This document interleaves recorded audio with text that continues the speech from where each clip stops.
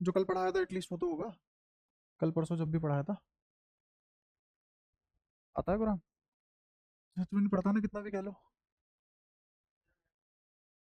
पढ़ कब पढ़ेगा अच्छे से? अगले साल?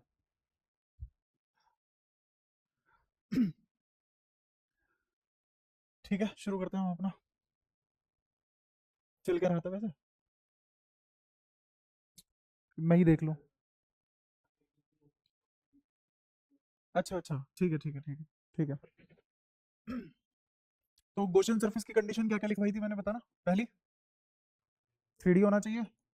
दूसरा, क्लोज्ड होना चाहिए। तीसरा, जो मैं लिखवा रहा हूँ वो है कि ई on Gaussian surface well defined होना चाहिए। ई on Gaussian surface must be well defined. Gaussian surface must be well defined. अगर वो वेल डिफाइंड नहीं है गॉसियन सरफेस पे कौन, इलेक्ट्रिक फील्ड, तो तुम उसको गॉसियन सरफेस नहीं दे सकते। अच्छा, गॉसियन सरफेस कैसा सरफेस होता है? Practically imaginary? इमेजिनरी तो हमें शेप इमेजिन करनी पड़ती है।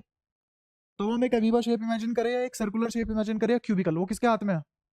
हमारे हाथ में है। तुम कोई भी शेप इमेजिन कर सकते हो, तुम्हें उतना अच्छा इंटीग्रेशन आना चाहिए, है ना। जैसे मैंने तुम्हें इलेक्ट्रिक फील्ड से कहा था निकालना, इस चार्ज को मैंने इस गॉसियन सरफेस से एनक्लोज किया जो कि इमेजिनरी है।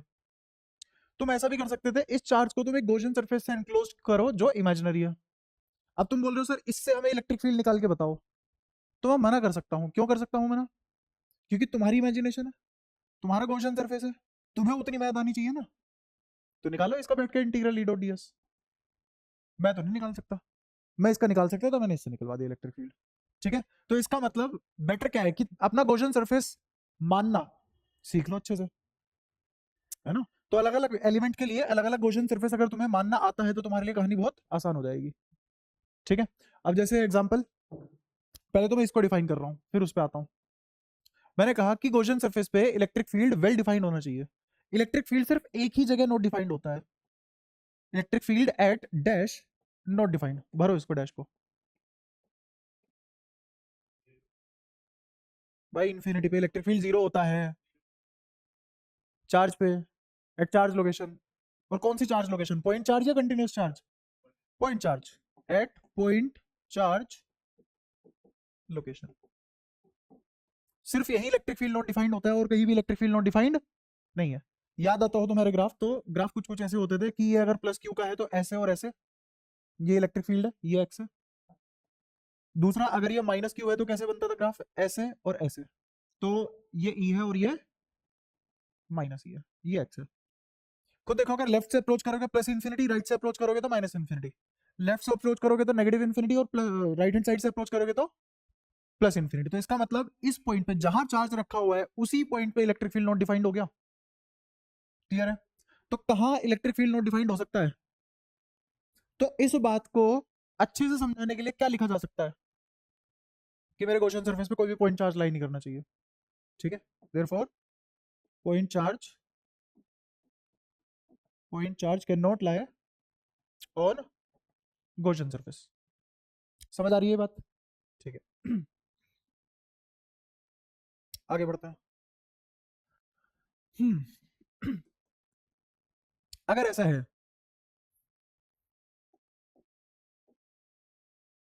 तो क्या इसको गॉसियन सरफेस बोला जा सकता है? बोला जा सकता है इसको गॉसियन सरफेस? नहीं। क्यों? अंदर या बाहर कहीं भी हो सकता है, लेकिन कहां नहीं होना चाहिए, गॉसियन सरफेस के ऊपर नहीं होना चाहिए। क्या ये गॉसियन सरफेस है? क्या ये गॉसियन सरफेस हो सकता है? क्या ये गॉसियन सरफेस हो सकता है? ये सभी गॉसियन सरफेस है, इसको छोड़ के ये सब गॉसियन सरफेस हो सकते हैं। ठीक है, नमस्ते। ठीक है, अब तुम्हें इतनी भी बात समझ में आती है तो तीन कंडीशन लगा दी अब गॉसियन सरफेस पे। कौन कौन सी? पहली, हाँ, दूसरी क्लोज, तीसरी ई वेल डिफाइंड होना चाहिए। ई वेल डिफाइंड होना चाहिए, नॉट डिफाइंड नहीं जाना चाहिए। ठीक है। अब जैसे अगर मैं तुम्हें क्वेश्चन दूं कि मेरे पास एक इनफाइनाइट वायर है, सीधा। ये एक इनफाइनाइट वायर, ठीक है। इस इनफाइनाइट वायर की लेंथ क्या होगी? इनफाइनाइट, है ना। बहुत बढ़िया सवाल। ठीक है, अब इस पे पूरे पे चार्ज फैला हुआ है,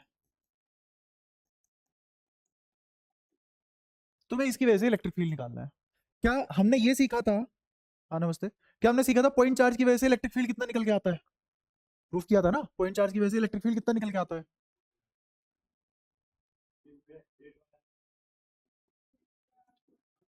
भाई पॉइंट चार्ज की वजह से इलेक्ट्रिक फील्ड कितना निकल के आता है, प्रूफ किया है, रटवाया भी हुआ है पहले। आज 10वीं 12वीं क्लास है, अब भी तुम ऐसी हरकतें करोगे भाई साहब, पढ़ लिया फिर हम। ये वायर इनफाइनाइट, पूरे पे चार्ज फैला हुआ है। अब इस वायर की वजह से इलेक्ट्रिक फील्ड निकालना है, चार्ज की वजह से निकाल लिया हमने इलेक्ट्रिक फील्ड, किसको अप्लाई किया था? गॉस लॉ को अप्लाई किया था ना। और वायर की वजह से निकालने के लिए भी किसको अप्लाई कर सकते हैं हम? और पढ़ा ही क्या है, वही तो पढ़ा है, उसमें भी तो कंफ्यूजन है, शाबाश। हाँ, इस वायर की वजह से इलेक्ट्रिक फील्ड, ठीक है। अब सुनना ध्यान से, इस पूरे की लेंथ तो नहीं पता मेरे को, तो मैं कोई भी एल लेंथ इमेजिन कर लूंगा इस पे, कोई भी, तुम्हारी इच्छा है तुम कुछ भी कर सकते हो उसको। तो मैंने यहाँ से यहाँ तक का एक सेक्शन ले लिया एल लेंथ का, यहाँ से यहाँ तक का एक सेक्शन ले लिया एल लेंथ का। इससे पहले मेरे को यहाँ थोड़ी देर के लिए ये बताओ कि कभी भी अगर मेरे पास लीनियर बॉडी होती है या फिर एरिया होता है या फिर वॉल्यूमेट्रिक ऑब्जेक्ट होता है, इनके लिए क्या हम पॉइंट चार्ज लेते हैं? ये कैसी बॉडीज है? मैंने क्वांटाइजेशन पढ़ाते टाइम बोला था कि क्वांटाइजेशन सिर्फ कहाँ वैलिड है?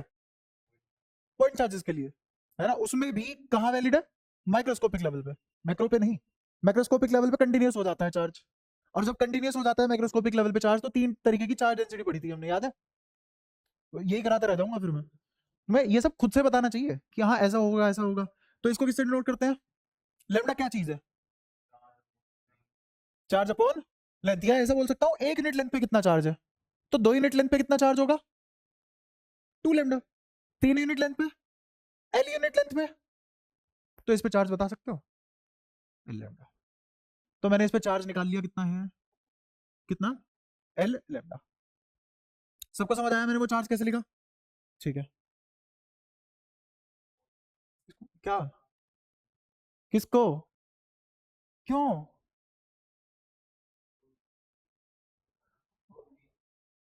बहुत गलत बात है, पहले करके आया करो यार ये सब, एक तो फिर से मिलके जाना आज तो,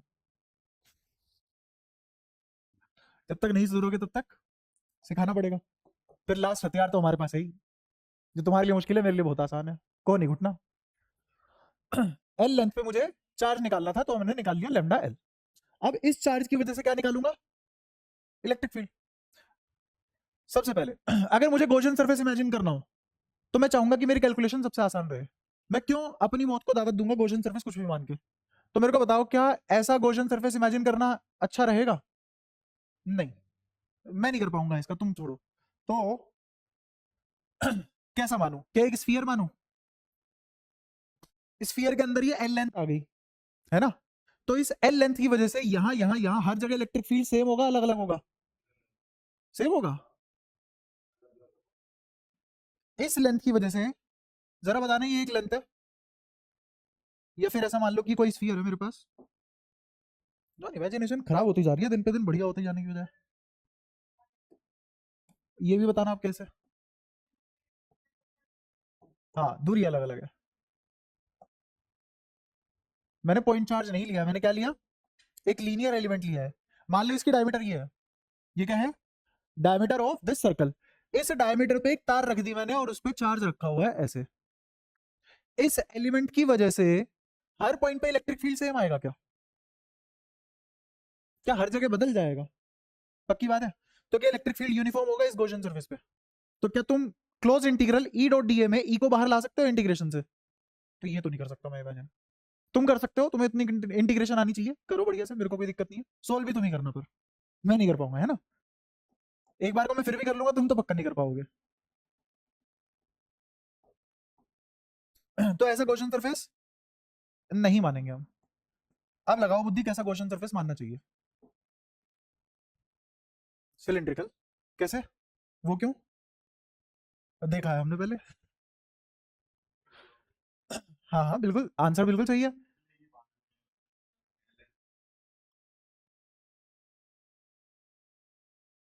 कितनी लेंथ का? एल लेंथ का। जितनी, क्योंकि एल लेंथ पे ही मुझे चार्ज पता है, एल लेंथ पे ही मुझे चार्ज पता है, तो एल लेंथ का ही सिलेंडर मान लिया मैंने। अभी सिलेंडर मानने का फायदा क्या है समझना। अगर ये सिलेंडर एज्यूम किया और इसके सेंटर पे वायर रख दी, अब यहाँ 3D में इमेजिन करो, एक सिलेंडर है, उसके बीचों बीच वायर है। इस वायर से सिलेंडर की पेरिफेरी हर पॉइंट से कितना दूर है? आर दूरी पे है। इस वायर से सिलेंडर की पेरिफेरी का हर पॉइंट कितना दूर है? आर दूर है। चाहे इस पॉइंट से ले लो, चाहे इस पॉइंट से ले लो, चाहे उस साइड ले लो, चाहे आगे की साइड ले लो। समझ आ रहा है? इमेजिन कर पा रहे हो उसको? तो इस वायर की वजह से हर आर दूरी पे इलेक्ट्रिक फील्ड भी सेम होगा, तो इलेक्ट्रिक फील्ड यूनिफॉर्म हो गया। बट इस वाले सरफेस के लिए क्या फाइन? इस वाले पे तो यूनिफॉर्म नहीं है। इस वायर से इस वाले एरिया पे और इस वाले एरिया पे दूरी अलग अलग है। मेरे को कर्व सरफेस में तो कोई दिक्कत नहीं है। समझ पा रहे हो दुविधा क्या है? इस कर्व सरफेस पे हर पॉइंट पे इलेक्ट्रिक फील्ड क्या ऐसे होगा? हर पॉइंट पे इलेक्ट्रिक फील्ड ऐसे होगा और सेम होगा। ठीक है, जैसे मान लो कोई सिलेंड्रिकल शेप, कुछ नहीं है मेरे पास, गरीब आदमी हूं भाई, ये कोई सिलेंड्रिकल शेप है, तो इस पॉइंट हर पॉइंट पे इलेक्ट्रिक फील्ड कैसा होगा? सेम। यहाँ पे भी हर पॉइंट पे इलेक्ट्रिक फील्ड सेम, यहाँ पे भी हर पॉइंट पे इलेक्ट्रिक फील्ड सेम। इसमें तो कोई इशू नहीं है। But what about these surfaces, ये वाला और ये वाला, इस वाले और इस वाले का क्या होगा? यहाँ पे तो इलेक्ट्रिक फील्ड अलग अलग होगा ना? हाँ बता। हम्म। कैसे नाप तो सकते हैं? देखा, ये रही वायर, ये रहा पॉइंट, इस वायर के परपेंडिकुलर यहाँ चला जा, पहुंच गए इस पॉइंट पे जो इस एरिया पे है। हाँ ये रही वायर, वायर ये रही। अब इस वायर की टिप से परपेंडिकुलरली एक्स दूरी ऊपर जा, ये पॉइंट पड़ेगा इस वाले एरिया पे, आ तो गया परपेंडिकुलर आर दूरी पे। क्यों नहीं है इलेक्ट्रिक फील्ड? अरे तो इलेक्ट्रिक फील्ड है, देख कैसे जा रही है इलेक्ट्रिक फील्ड इस वायर पे से। हाँ एरिया वेक्टर के परपेंडिकुलर, अब आए ना पूरी कहानी पे, है ना? अब सुनने ध्यान से। इस डीए पे, इस डीए की डायरेक्शन कहाँ होगी? क्या परपेंडिकुलर आउटवर्ड? इस डीए की डायरेक्शन क्या होगी? Perpendicular outward. और इन सभी डीए की डायरेक्शन भी क्या होगी? Perpendicular outward. तो इस कर्व्ड सरफेस के लिए, किसके लिए? कर्व्ड सरफेस के लिए ई डॉट डीए का इंटीग्रेशन अगर करूं तो ई बाहर आ जाएगा, और ई और डीए के बीच का एंगल कितना होगा? थीटा एंगल किस किस के बीच का होता है? Area vector electric field vector. तो यहाँ area vector electric field vector के बीच का एंगल कितना है? 0। नीचे भी कितना है? यहाँ आगे फ्रंट पे भी कितना है? और पीछे भी कितना है? हर जगह एरिया वेक्टर इलेक्ट्रिक फील्ड के बीच का एंगल 0। तो कितना आ गया? ई बाहर, इंटीग्रेशन ऑफ डीए किसका? सिलेंडर का। क्या मैंने LHS of goes law solve कर ली? इस डीए को सोल्व करोगे तो कितना आ जाएगा? 2 पाई आर एल। लेंथ तुमने एल मानी है, एच मानते तो एच आ जाता। ठीक है। अच्छा आगे की बात करते हैं अब। क्या एलएचएस आ गई अपने पास? एलएचएस ऑफ गोस थ्योरम निकल चुकी है। किसके लिए? सिर्फ और सिर्फ कर्व सरफेस की बात कर रहे हैं। अभी फ्लैट सरफेस की भी बात करेंगे, पहले कर्व सरफेस की। अच्छा अब राइट हैंड साइड निकालते हैं। कितना चार्ज एनक्लोज किया इस सिलेंडर ने? इस गॉसियन सरफेस ने कितना चार्ज एनक्लोज किया? लैम्डा एल लिखा हुआ है। ठीक है, तो लैम्डा एल चार्ज एनक्लोज किया है, तो क्यू एनक्लोज्ड, अगर यहां लिखूं क्यू एनक्लोज्ड अपॉन में एप्सिलॉन नॉट किसके बराबर आएगा? Lambda L by. तो इधर क्या लिखना चाहिए? क्या मैंने आरएचएस सोल्व कर ली? तो दोनों साइड को बराबर रख दो, लैम्डा एल अपॉन एल से एल वंदे मातरम, ई कितना आ गया?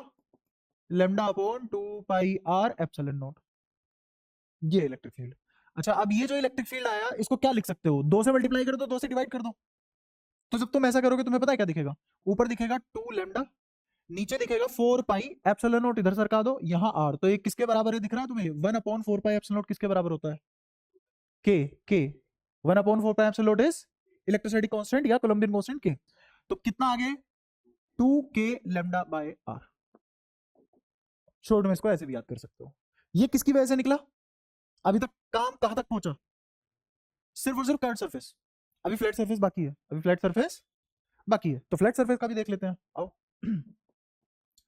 इन फ्लैट सरफेस में इलेक्ट्रिक फील्ड क्या ऐसे ग्रेस करता हुआ जाएगा? ये है इलेक्ट्रिक फील्ड, और ये क्या है? Area vector. तो क्या इलेक्ट्रिक फील्ड और एरिया वेक्टर के बीच कितना एंगल है? 90 डिग्री। यहां पे भी इलेक्ट्रिक फील्ड और एरिया वेक्टर के बीच कितना एंगल है? कोई दिक्कत? तो जैसे ही मैं यहां पे लिखूंगा किसके लिए, फ्लैट सरफेस, फ्लैट सरफेसेस, कितने फ्लैट सरफेस है? दो। एक का निकाल लेंगे, दो से मल्टीप्लाई कर लेंगे, एक का निकाल लेंगे, दो से मल्टीप्लाई कर लेंगे। तो close integral E dot D A, क्या सोल्व कर रहा हूं मैं अभी, एल एच एस, क्या सोल्व कर रहा हूं, ये डॉट हटाऊंगा तो क्या आ जाएगा, कोस एंगल कितना 90, कितना आ गया जीरो, तो आरएचएस भी क्या आ जाएगी जीरो। तो इसका मतलब यहां इलेक्ट्रिक फील्ड कितना हुआ, कोई दिक्कत, ऐड कर लो इसमें 2 × 0, तो स्टिल कितना आ गया, E net due two wire कितना आ गया 2k λ/r।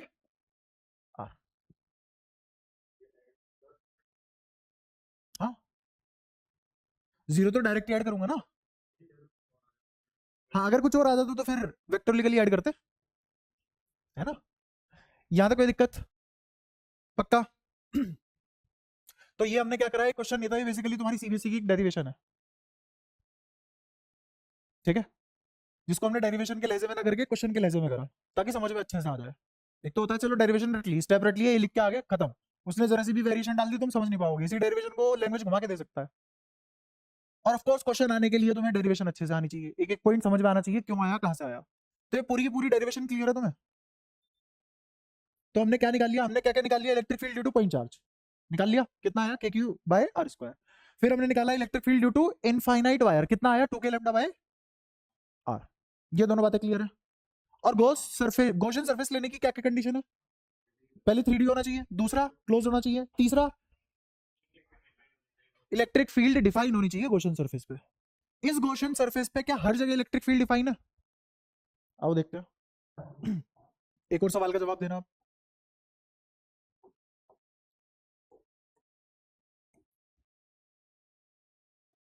ये गॉसियन सरफेस लिया मैंने,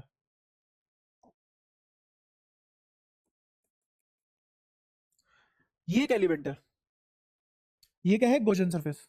गॉसियन सरफेस कहीं भी ले सकते हैं, जरूरी है गॉसियन सरफेस के अंदर चार्ज है।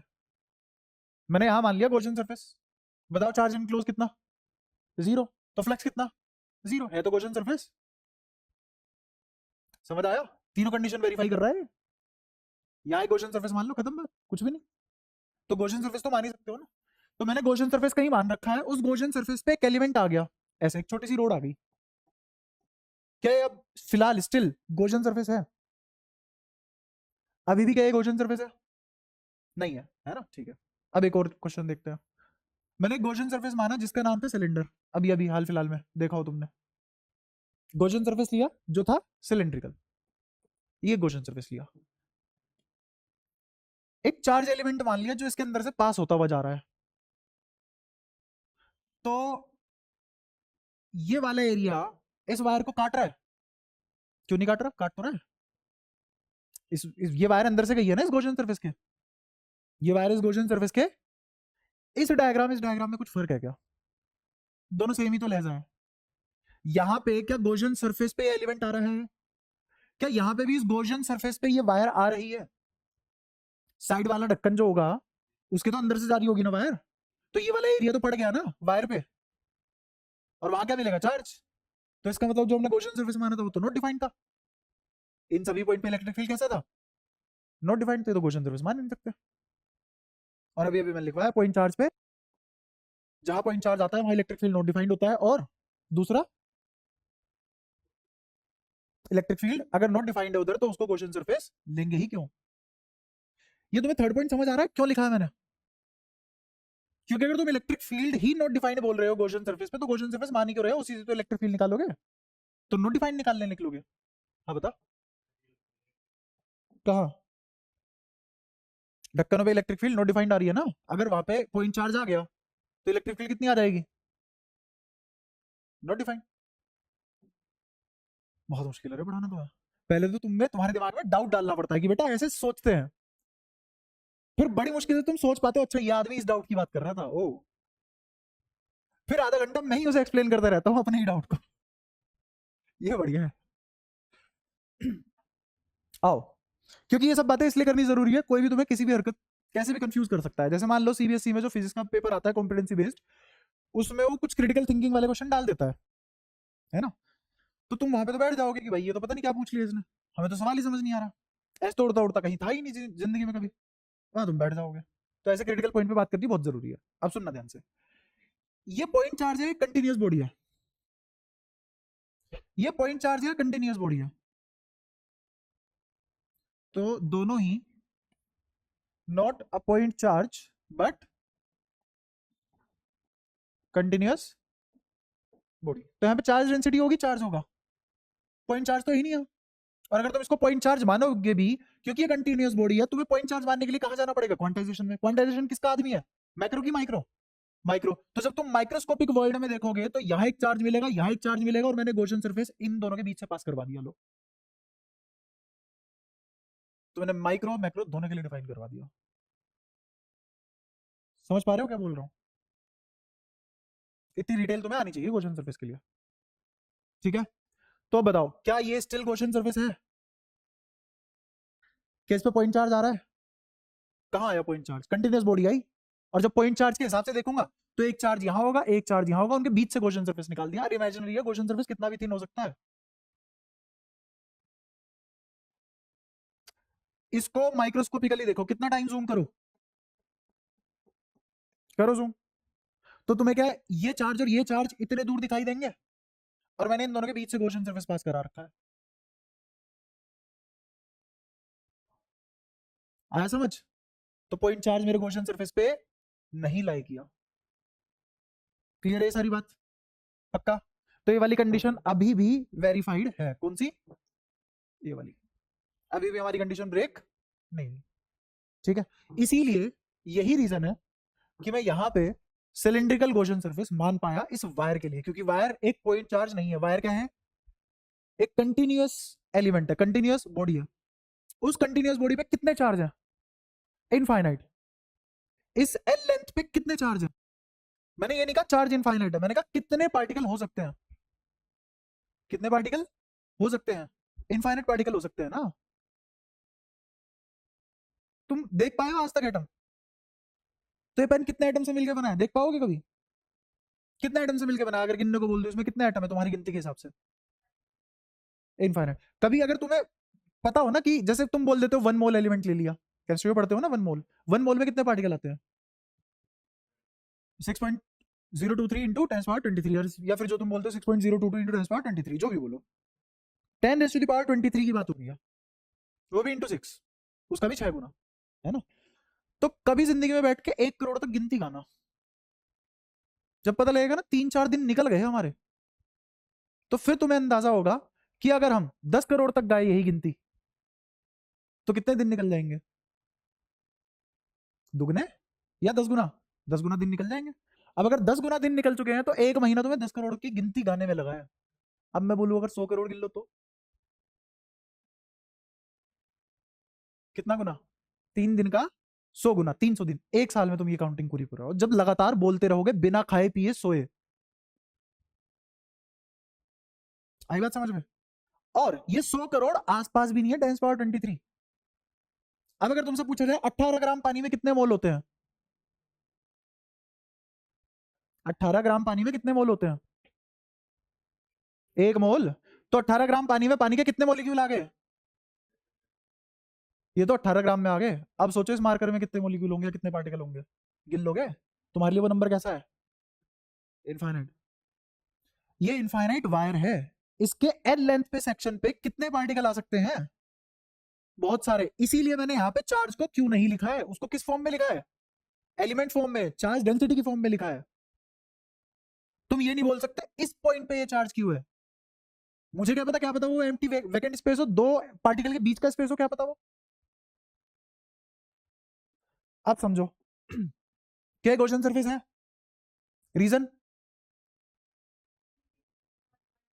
क्योंकि इस पे चार्ज लाए नहीं कर रहा, ये कंटिन्यूअस बॉडी है। और अगर इसको पूरी आधे घंटे की जो भी मैंने कहानी कही है, जिसको समझ में ना आई है तो अब रटना चालू करो। रटने वाली बात क्या है कि अगर पॉइंट चार्ज गॉसियन सरफेस पे आता है, पॉइंट चार्ज गॉसियन सरफेस पे आता है, तो वो गॉसियन सरफेस डिफाइंड नहीं है। अगर कंटिन्यूअस चार्ज गॉसियन सरफेस पे आता है तो वो डिफाइंड है। मैं मेरा बेस्ट कर चुका समझाने में, क्योंकि मैं एक ही बात 10 बार बोल चुका हूँ, बार बार बोल चुका हूँ, और तुम्हारी शक्ल बिल्कुल ऐसी की ऐसी है कि भाई साहब एक सफेद पन्ना है, कुछ भी रख दो हमारे मुंह पे। ठीक है, मतलब तुमको पढ़ाते हुए बिल्कुल लिटरली ऐसा फील होता है कि दीवार से भी बात कर सकता हूँ अब मैं, तो मुझे बैच की जरूरत नहीं है, मैं क्यों ना रिकॉर्डिंग ही कर लूँ बस अब। ये हालत है। किसने सोचा था भाई टीचिंग में ऐसे दिन आएंगे। बढ़िया। हाँ, बता। क्यों नहीं होगी? तो डिफाइंड तो होगी। सेम नहीं है पर डिफाइन तो होगी। भाई साहब तेरा अब अलग डाउट आया। आसिक, तुम्हारा नो भैया सिलेबस ऐसे कम ही पढ़ाना पड़ेगा मुझे। देख ध्यान से, मैंने चार्ज यहाँ लिया, यहाँ चेस्ट सेंटर पे चार्ज लिया।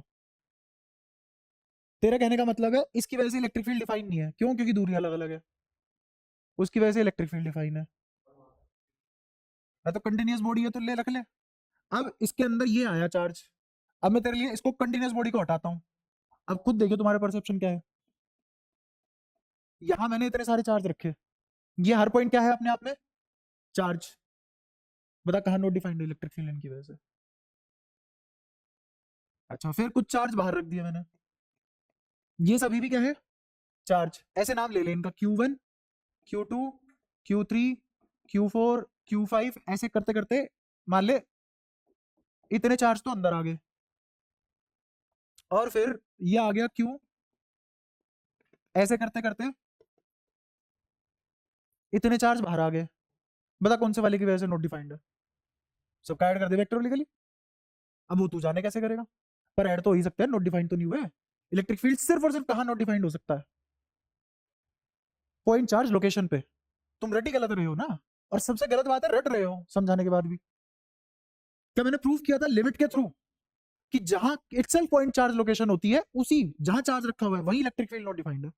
चार्ज के जस्ट इधर आते ही इलेक्ट्रिक फील्ड डिफाइंड हो जाता है, क्योंकि या तुम एलएचएल में एंटर कर जाओगे या फिर तुम आरएचएल में एंटर कर जाओगे। अब तुम या तो माइनस इन्फिनिटी पे हो, या लेकिन पॉइंट चार्ज लोकेशन पे साइमल्टेनियसली तुम प्लस और माइनस इन्फिनिटी पे हो, इसको बोलते हैं नॉट डिफाइंड।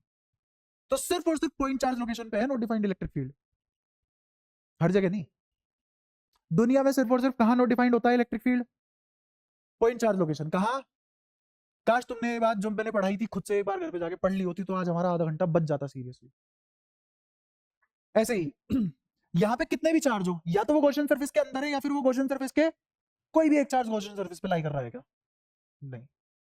क्यों नहीं कर रहा? क्योंकि गॉसियन सरफेस कैसा है? इमेजिनरी। कैसा है? तो मेरी मर्जी है ना मैं कहां से पास कराऊं। तो कंटिन्यूस बॉडी है, मैंने किन्हीं दो चार्ज के बीच में से पास करा दिया। आई बात समझ? तो इसीलिए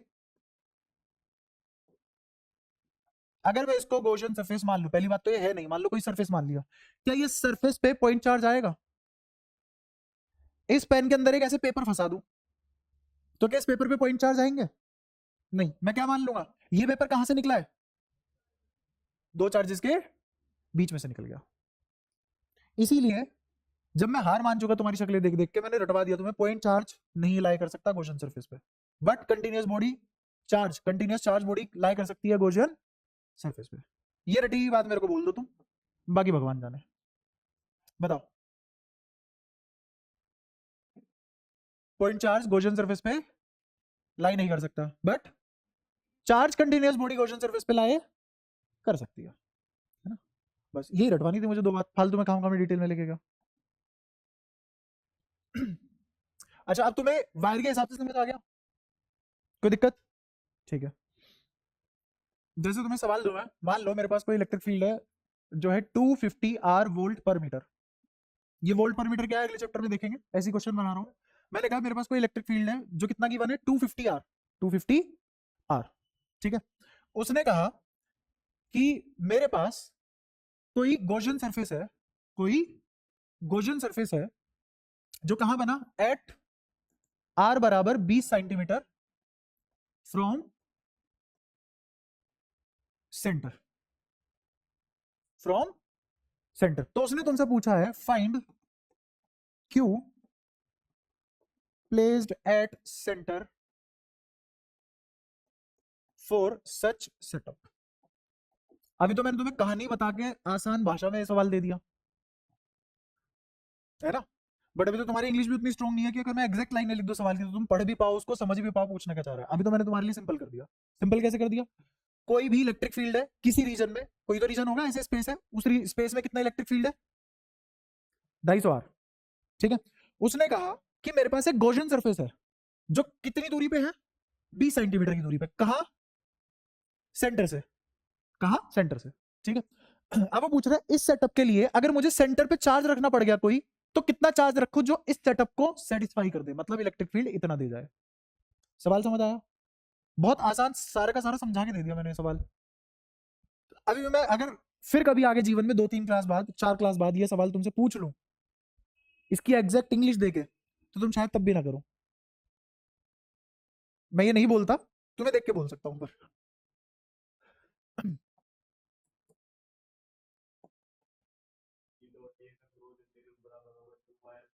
हाँ बिल्कुल, close integral E dot dA बराबर Q बाय एप्सिलॉन नॉट। आगे ये तुम्हें खुद मानना है कि स्फीयर के लिए गॉसियन सरफेस कैसा एज्यूम करोगे? स्फेरिकल। हाँ, पॉइंट चार्ज के लिए गॉसियन सरफेस कैसा एज्यूम करोगे? स्फेरिकल। तुम क्या सिलिंड्रिकल इमेजिन कर सकते हो? हाँ कर सकते हो। क्या तुम एबिमा इमेजिन कर सकते हो? कर सकते हो, बट उसकी मैथ्स भी कौन करेगा? तुम, मैं नहीं। अगेन मैं तुम्हारे दिमाग से क्या निकालना चाह रहा हूं कि गॉसियन सरफेस सिमेट्रिकल बॉडी के लिए ही लगता है, ये बात गलत है। लगता है नॉन सिमेट्रिकल बॉडी के लिए भी, बट हम नहीं निकाल पाते उसके एक्सप्रेशन, वो अलग बात है, क्योंकि हमें उतनी मैथ्स नहीं आती। गॉसियन सरफेस सिर्फ और सिर्फ 3 जगह नोट डिफाइंड हो सकता है। कहां कहां? पहला, अगर सरफेस ओपन हो, सरफेस 2D हो, तीसरा पॉइंट चार्ज लाई कर रहा हो, या फिर ई नॉट डिफाइंड हो। कहां? गॉसियन सरफेस पे। इन 3 चीजों के अलावा दुनिया में हर जगह जिएगा गॉसियन सरफेस। क्लियर है? अच्छा, अब मैं असलियत तुम्हें बताऊं, गॉसियन सरफेस हमेशा एग्जिस्ट करते हैं। ये 3 भी फालतू की बातें समझाने के लिए, हाँ, ताकि तुम समझ पाओ। ये जो 3 बातें बोली है क्या है? समझने के लिए, है ना। जैसे हम कॉन्सेप्ट बनाते हैं ना, अलग अलग कॉमिक बुक बनाते हैं, वो कॉमिक बुक क्या होती है कि तुम्हें ऐसे ऐसे अपना जीवन जीना होता है, और ऐसे जीवन को रिलीजियस बोलते हैं, और ऐसे पे फिर बाद में तुम्हें मोक्ष की प्राप्ति हो जाती है। तो अलग अलग कॉमिक्स बुक होती है ऐसे करके, है ना। ऐसे ही मैंने तुम्हारा सिर्फ और सिर्फ पागल बनाया समझाने के लिए, हर किताब यही करती है। तुम्हें 3 बातें बता दी ऐसे ऐसे करके, इन पे तो गॉसियन सरफेस नॉट डिफाइंड है, बाकी हर जगह गॉसियन सरफेस डिफाइंड है। बट असली बात क्या है? गॉसियन सरफेस हर जगह डिफाइंड है। अगर बहुत ध्यान से सोचो, अगर तुम उस लेवल पे सोच पाओ, तो एक बार मैं ट्राई कर सकता हूं। मैंने पहला पॉइंट क्या लिखवाया है? सरफेस कैसा होना चाहिए? सरफेस कैसा होना चाहिए? 3D और क्लोज्ड। 3D और क्लोज्ड। कोई भी सरफेस जिसके अंदर से तुम्हें चार्ज एनक्लोज करना है, चार्ज क्या करना है? एनक्लोज करने का मतलब ही क्या हो गया? ढक दोगे ना उसे पूरे पे, कहीं लीकेज नहीं होनी चाहिए, तो क्या वो क्लोज हो चुका है? और किसी भी पॉइंट को क्लोज करने में, पहले तो एक बात बताओ कि 2D ऑब्जेक्ट नाम की कोई चीज होती है? पेपर क्या 2D होता है? अगर तुमने पेपर फाड़ दिया और वो ऐसे रख दिया, क्या वो 2D है? क्यों नहीं है 2D? 2D तो है, चपटा है, या तो आगे देख पाओगे या पीछे, कुछ तो थिकनेस है उसकी, कुछ तो थिकनेस होगी ना, वो तुम नहीं देख पा रहे थिकनेस, बट है तो क्या पेपर भी 3D है? हमारी दुनिया में कोई भी ऑब्जेक्ट 2D नहीं है। समझ पाए? इवन तुम्हें फ्लैट दिख रहा है, तुम बोलोगे स्क्रीन तो 2D है। ये स्क्रीन क्या लेयर ऑफ मॉलिक्यूल से मिलकर बनी है? ऐसे आगे पीछे, एक के पीछे एक के पीछे एक। अगर 2 मॉलिक्यूल भी ऐसे आगे पीछे आ गए और एक मॉलिक्यूल ऊपर चला गया, हो गया 3D। Even molecule itself is 3D। तुम स्पेस की बात कर रहे हो ना, स्पेस तो 3D हो सकता है, तो क्या हर चीज 3D ही है? और इनक्लोज तुम करके बैठे हो, और पॉइंट चार्ज नाम की कोई चीज ही नहीं होती, क्योंकि पॉइंट की कोई डायमेंशन नहीं होती। सुनना ध्यान से, पॉइंट की कोई डायमेंशन नहीं होती। इवन इलेक्ट्रॉन की कोई तो डायमेंशन होती है। इलेक्ट्रॉन क्या होता है? किसी भी ऑर्बिट जिसको स्पेस बोलते हैं, उस स्पेस में एनर्जी के पाए जाने की प्रोबेबिलिटी इज इलेक्ट्रॉन। अब ये भी तुमने पहली बार सुना होगा, ये होता है इलेक्ट्रॉन, तो ऐसे बोल मान के चलते हैं जिस पे ई लिखा हुआ है माइनस करके। इलेक्ट्रॉन क्या है? किसी स्पेस में एनर्जी के पाए जाने की प्रोबेबिलिटी, ये है इलेक्ट्रॉन। समझ में आया? तो किसी स्पेस में पाए जाने की, स्पेस मतलब 3D। तो जब इलेक्ट्रॉन ही साला 3D है, पॉइंट चार्ज कहाँ से आया जिंदगी में? तो पॉइंट चार्ज नाम की कोई चीज नहीं होती, पॉइंट चार्ज कंडीशन हट गई। कोई भी सरफेस की बात करोगे तो 3D होगा, चार्ज तुम्हें उसके अंदर ढकना है तो क्लोज्ड ही होगा। मेरे को बताओ कब गॉसियन सरफेस डिफाइन नहीं है? असलियत में गॉसियन सरफेस ऑलवेज डिफाइंड होते हैं। और कोई चीज अगर हर बार हर जगह है जिसको तुम मार ही नहीं सकते, तो वही क्या होती है? ओमनीपोटेंट।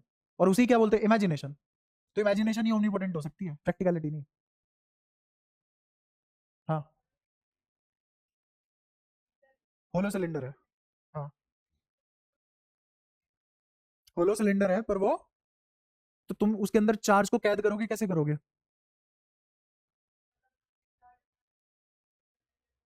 तो तुम गॉसियन सरफेस लगा ही कहाँ रहे हो? बात यह है कि मैं बोल रहा हूँ डिफाइंड होगा कि नहीं होगा, तो तुम उसको क्लोज भी तो कर ही सकते हो ना इमेजिनेशन में, तो डिफाइन तो है ही ना वो। ऐसे तो कोई मजबूरी नहीं है ना कि क्लोज नहीं कर सकता।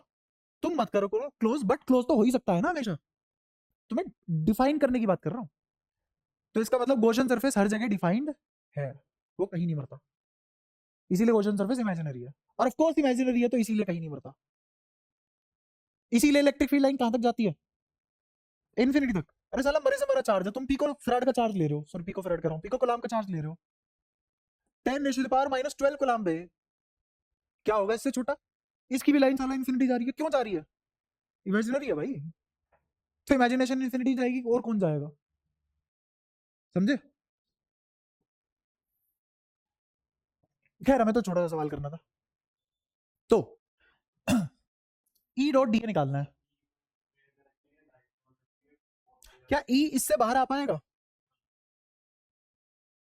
मेरा सवाल ये है, क्या ई यूनिफॉर्म है, इससे बाहर आ पाएगा, इंटीग्रेशन से बाहर आ पाएगा? ई 250 आर है, तो ई किसका फंक्शन है यहाँ? तो क्या वेरी करेगा? यही सोचना गलत है, ऐसे ही फंसता है बच्चा। अब सुनना, क्योंकि मैं जो तुम्हें सिखाता हूँ, तुम उसे समझने की बजाय उसमें से कुछ कुछ बातें निकाल के रख लेते हो जो तुम्हें याद रहती हैं। ये है लैक ऑफ प्रैक्टिस और घर जाती ना पढ़ने का नतीजा। सच बता रहा हूँ, कभी करके देखो एक हफ्ता ऐसा, तुम्हारे मुंह से ना रिस्पॉन्स आने लगे। अब समझना मैंने खुद कहा है कि गॉसियन सरफेस कहां इमेजिन किया है। क्या तुम्हारे पास ऑप्शन है कहीं और गॉसियन सरफेस इमेजिन करने का? अपना गॉसियन सरफेस कहां इमेजिन करोगे? तो डिफाइन कर दिया ना तुमने, पॉइंट चार्ज से कितनी दूर रखा है गॉसियन सरफेस, तो इलेक्ट्रिक फील्ड यूनिफॉर्म नहीं हो गया। और आर की वैल्यू कितनी आ गई? 20, तो लपक के बाहर आएगा। ये तो मैंने आसान बना के दी है भाषा, नहीं होता तुम कर भी नहीं पाते। तुम कैसे करते? जब इलेक्ट्रिक फील्ड बाहर ही नहीं निकाल सकते और तुम्हें इलेक्ट्रिक फील्ड का फंक्शन गिवन है और आर की वैल्यू पता नहीं है, ये कब वेरी करता? जब आर की वैल्यू पता नहीं होती तब वेरी करता। आ रहा है समझ? अगेन मेरा मोटिव ये नहीं है क्वेश्चन करा दूं, मेरा मोटिव ये है इस क्वेश्चन को इसलिए करा रहा हूं 10 चीज और सीखो। तो क्या लिखा जाएगा? क्या सीधा सीधा बाहर निकाल सकता हूं इसको 250 आर को? नहीं। क्यों डेफिनेट होता? उसने रेडियस फिक्स कर दिया ना। और इसका क्लोज इंटीग्रल क्या आएगा? डी क्या लूंगा मैं? स्फीयर। उसने नहीं बोला, मैं खुद इमेजिन करूंगा स्फीयर। ठीक है, तो यहां से तुम्हें दो बात समझ में आ गई होगी कि अगर पॉइंट चार्ज है तो गॉसियन सरफेस कैसा बनेगा? स्फेरिकल। और अगर लीनियर एलिमेंट है तो गॉसियन सरफेस कैसा बनेगा? सिलेंड्रिकल।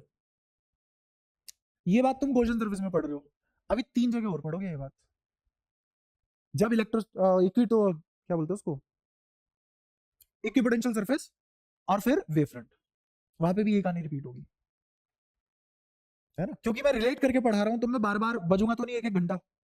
इनफाइनाइट लेक्चर तो है नहीं हमारे पास, और ऐसा तो नहीं है 12वीं तुम्हें 15-16 साल में करनी है, खुले छोड़ रखे हो, बातें बहुत सारी है करने को। तो मैं अपना टाइम वहां बचाऊंगा, यहाँ 6 समझा के वहां तुम्हें सीधा बोलूंगा इक्विपोटेंशियल सरफेस पॉइंट चार्ज का क्या लेते हैं?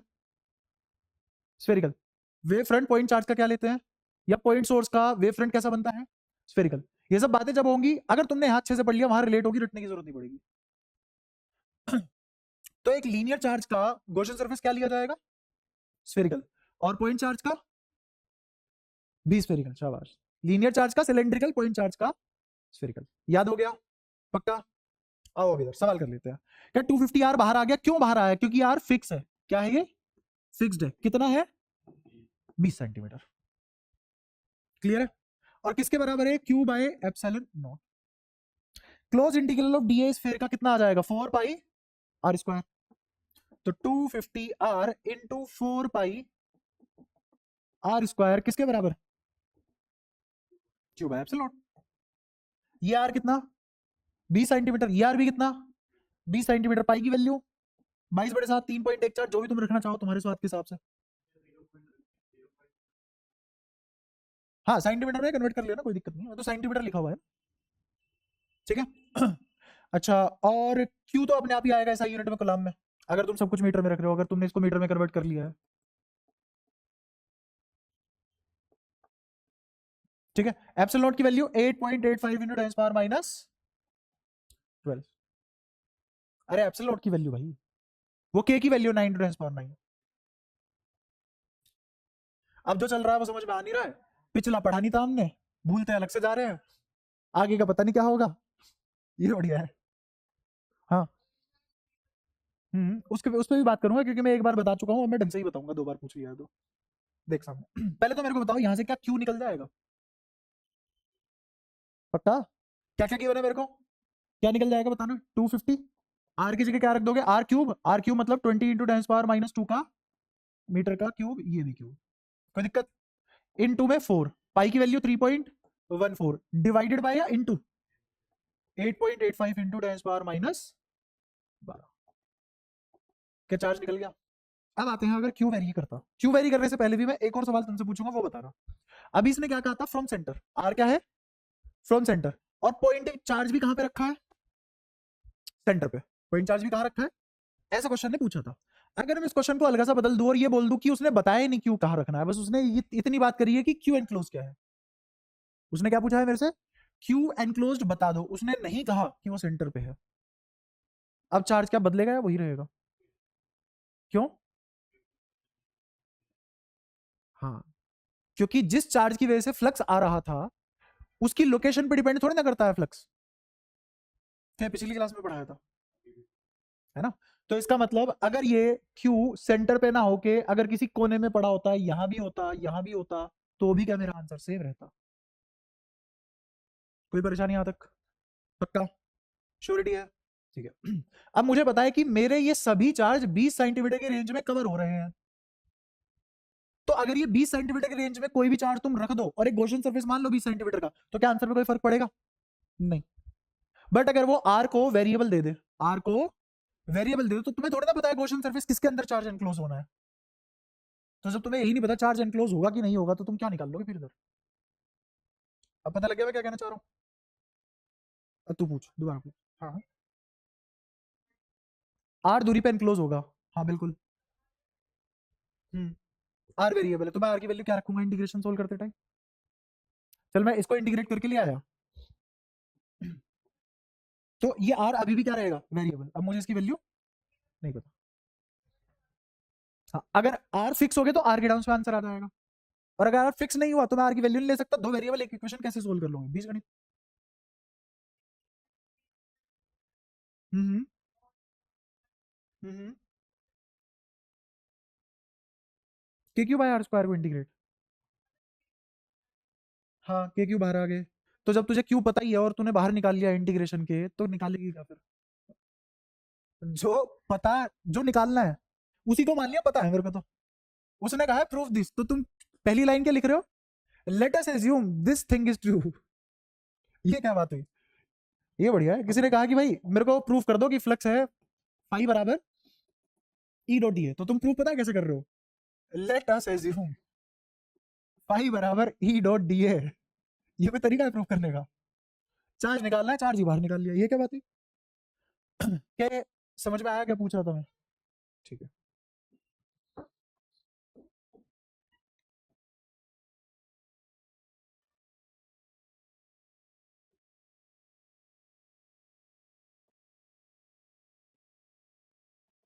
ये एक वायर है, मान लो 7 सेंटीमीटर का सिलेंडर लिया, गॉसियन सरफेस है, और इस गॉसियन सरफेस की लेंथ है 1 सेंटीमीटर, ठीक है।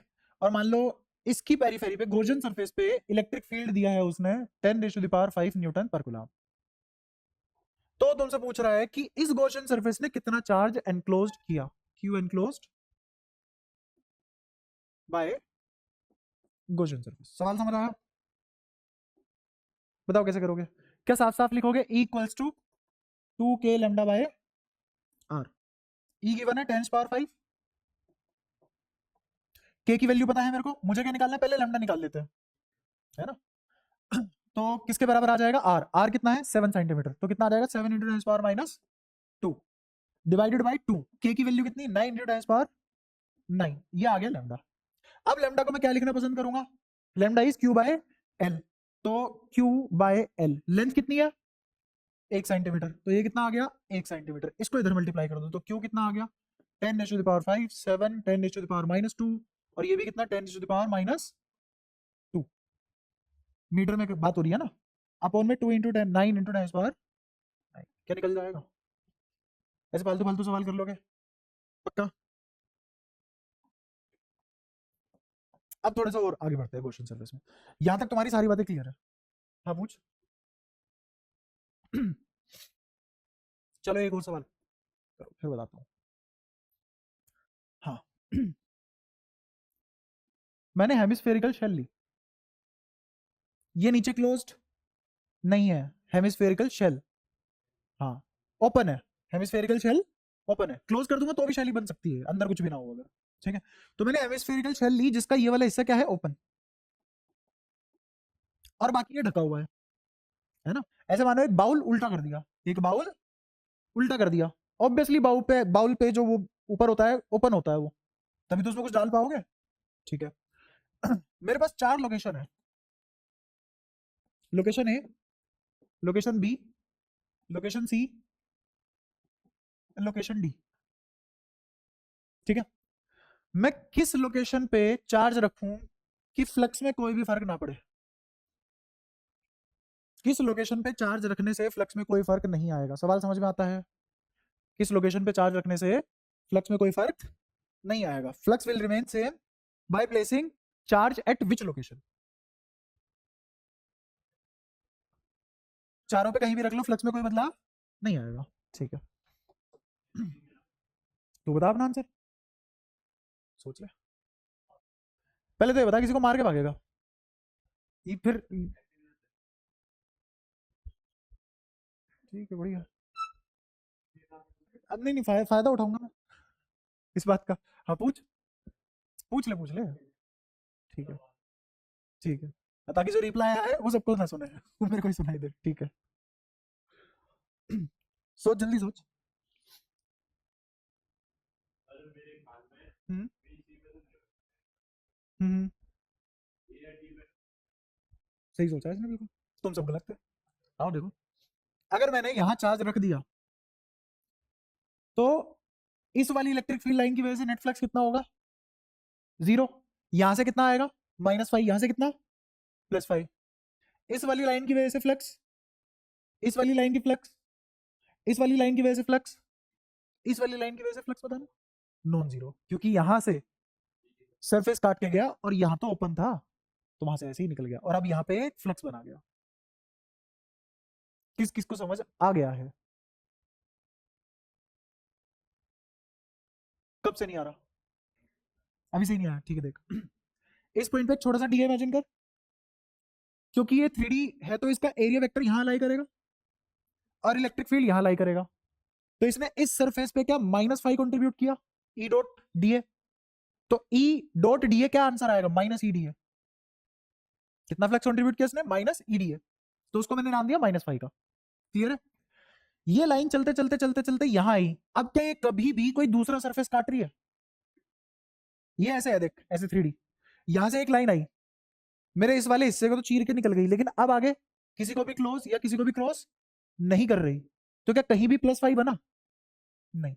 तो क्या इस वाली लाइन ने फ्लक्स बना दिया? अब आ गया ना फ्लक्स इस वाली लाइन की वजह से, क्योंकि फ्लक्स क्या होता है? उस लाइन की गिनती जो मेरे एरिया से गुजर रही है, क्लियर है। अब इस वाली लाइन पे देख, इस वाली लाइन पे यहां पे क्या बना? -5, और यहां क्या बनेगा? ये ऊपर वाली लाइन देख लो और अच्छे से समझ में आ जाएगा। क्या डीए इधर होगा? क्या इलेक्ट्रिक फील्ड भी इधर होगा? कोई दिक्कत? तो क्या अब यहाँ पे +5 नहीं आ रहा है क्योंकि एंगल 0 है? तो देख इसकी वजह से कितना? -5, इसकी वजह से कितना? तो इस वाली लाइन ने फ्लक्स में कितना कंट्रीब्यूट किया? 0, लेकिन इस वाली लाइन ने कितना कंट्रीब्यूट किया, -5। कोई दिक्कत या तो कोई परेशानी? तो क्या ये फ्लक्स बदल देगा इसका? पहले इसमें फ्लक्स नहीं था, पहले 0 था ना, चार्ज रख दिया बी पॉइंट पे तो क्या फ्लक्स आ गया? अब मेरा एक और सवाल, व्हाट अबाउट दिस लाइन जो एक ही जगह कट करके जाएगी?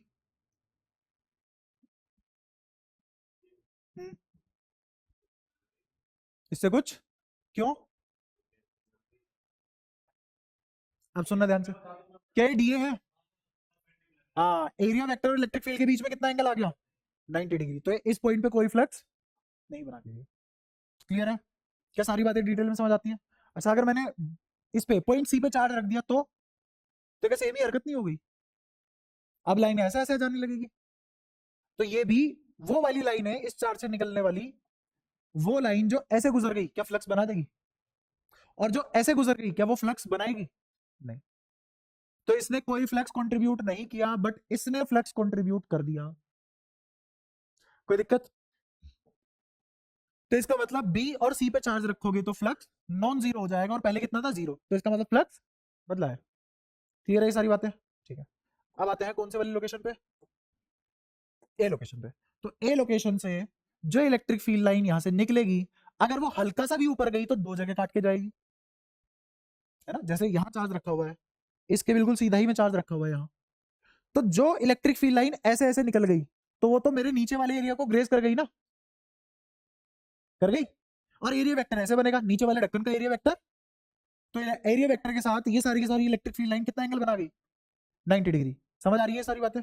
ठीक है। दूसरी बात कि अगर इससे कोई भी लाइन हल्का सा भी ऊपर उठी तो इससे और यहां से दोनों जगह से जाएगी। तो या तो लाइन ग्रेज करते हुए जाएगी या फिर लाइन दोनों जगह कट करके जाएगी। तो क्या इससे कोई भी लाइन ऐसी नहीं निकल सकती जो फ्लक्स बनाए?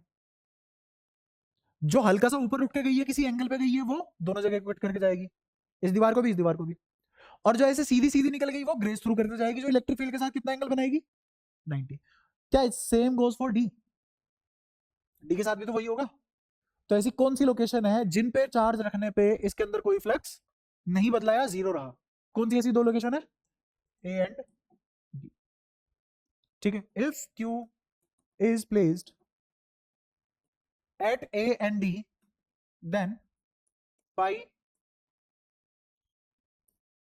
won't change or remains 0।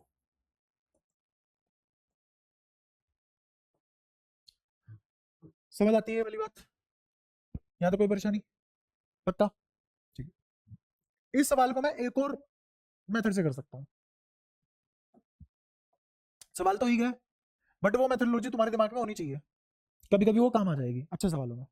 तो दोबारा यही सवाल है, इस बार भी हमने हेमिस्फीयर लिया है।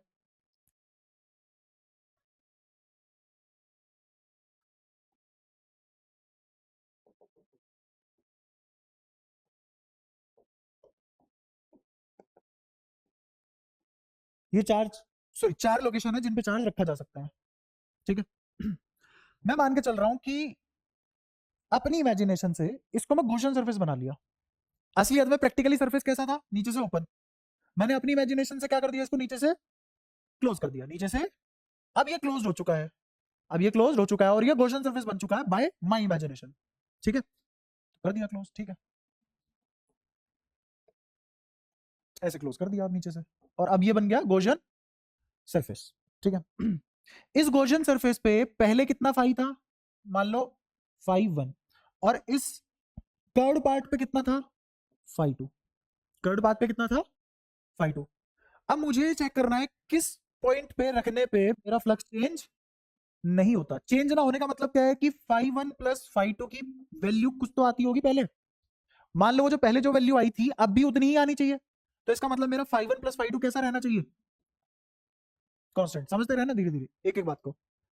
अगर मैं कोई ऐसी लोकेशन ढूंढ पाऊं जहां पे फाई 1 प्लस फाई 2 कांस्टेंट है, तो इसका मतलब उस लोकेशन पे चार्ज रखने से मेरा फ्लक्स नहीं बदलेगा। समझ आया? पहले मैंने अपनी मर्जी से इसको गॉसियन सरफेस बनाया, कर्ड वाले से फाई 1 मान लिया और फ्लैट वाले से फाई 2 मान लिया। और अगर मेरे को फ्लक्स चेंज नहीं करना तो इन दोनों का समेशन कैसा रहना चाहिए, कांस्टेंट रहना चाहिए। ये बात क्लियर है? पक्का? अब निकालते हैं लाइन। जैसे मान लो मैंने इस वाले से लाइन निकाली, इस वाले से लाइन निकाल दी, है ना, और एक लाइन यहां से निकाल दी, दो लाइनें निकाली, समझ रहा हूं बात को। इस डीए के हिसाब से क्या यहाँ पे -5 बनेगा,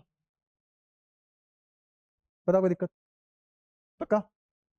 तो क्या -5 इस ∅1 में कंट्रीब्यूशन करेगा,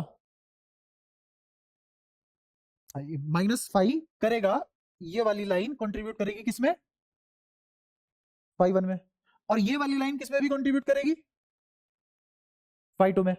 बट ∅2 में कितना कंट्रीब्यूट करेगी, मान लो ये -∅1 था, ∅2 में कितना कंट्रीब्यूट करेगी, +∅1। क्यों, क्योंकि यहां पे डीए कैसा बनेगा, ऐसा, और एरिया वेक्टर कैसा बनेगा,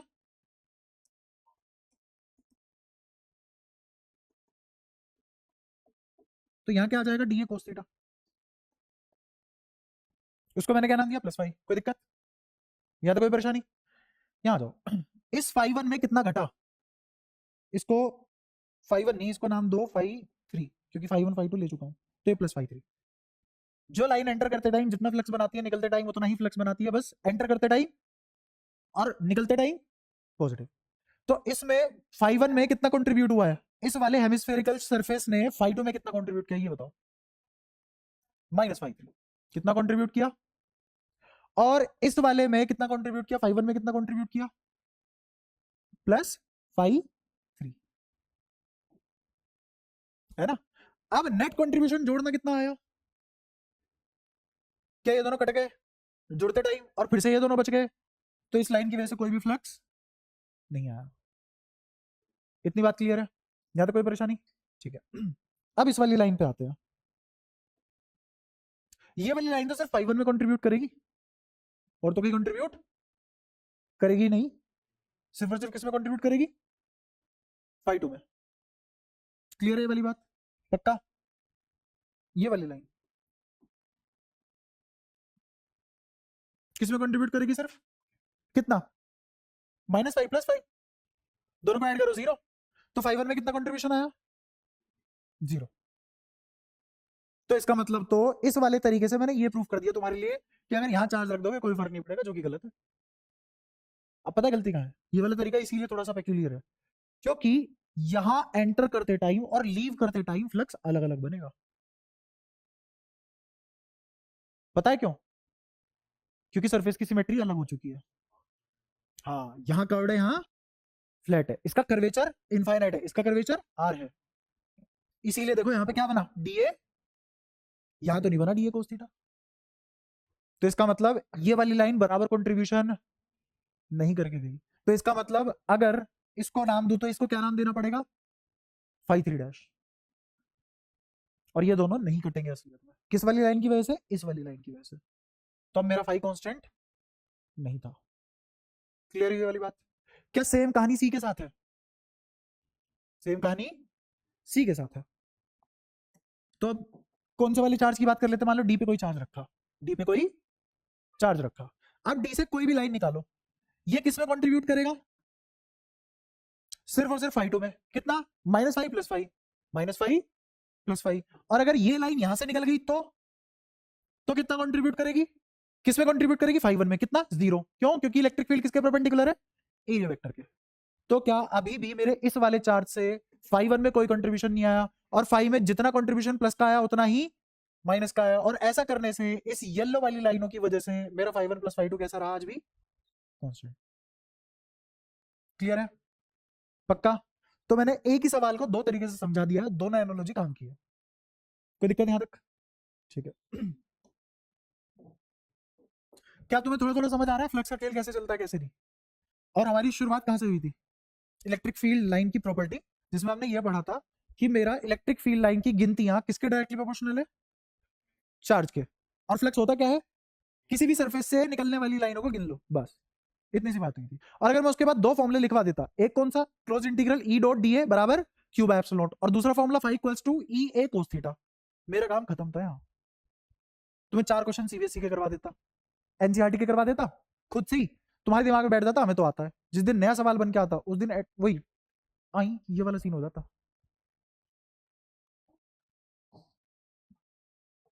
तो इतनी सारी बातें थी इसमें, 2 क्लास से लगे पड़े हम, इसमें बातें खत्म नहीं हो रही है। तो इतनी सारी चीजें समझनी पड़ती है, तभी तो नया सवाल खुद से होता है। और तुम 11th क्लास तक अब तक क्या सोचते आए थे कि भाई ये 4 फॉर्मूले पढ़ लो, सवाल हो जाएंगे, फिर पेपर में जाके धप्पा सवाल तो नहीं हो रहे। ये दिक्कत ऐसे दूर होती है जैसे अब तुम पढ़ रहे हो।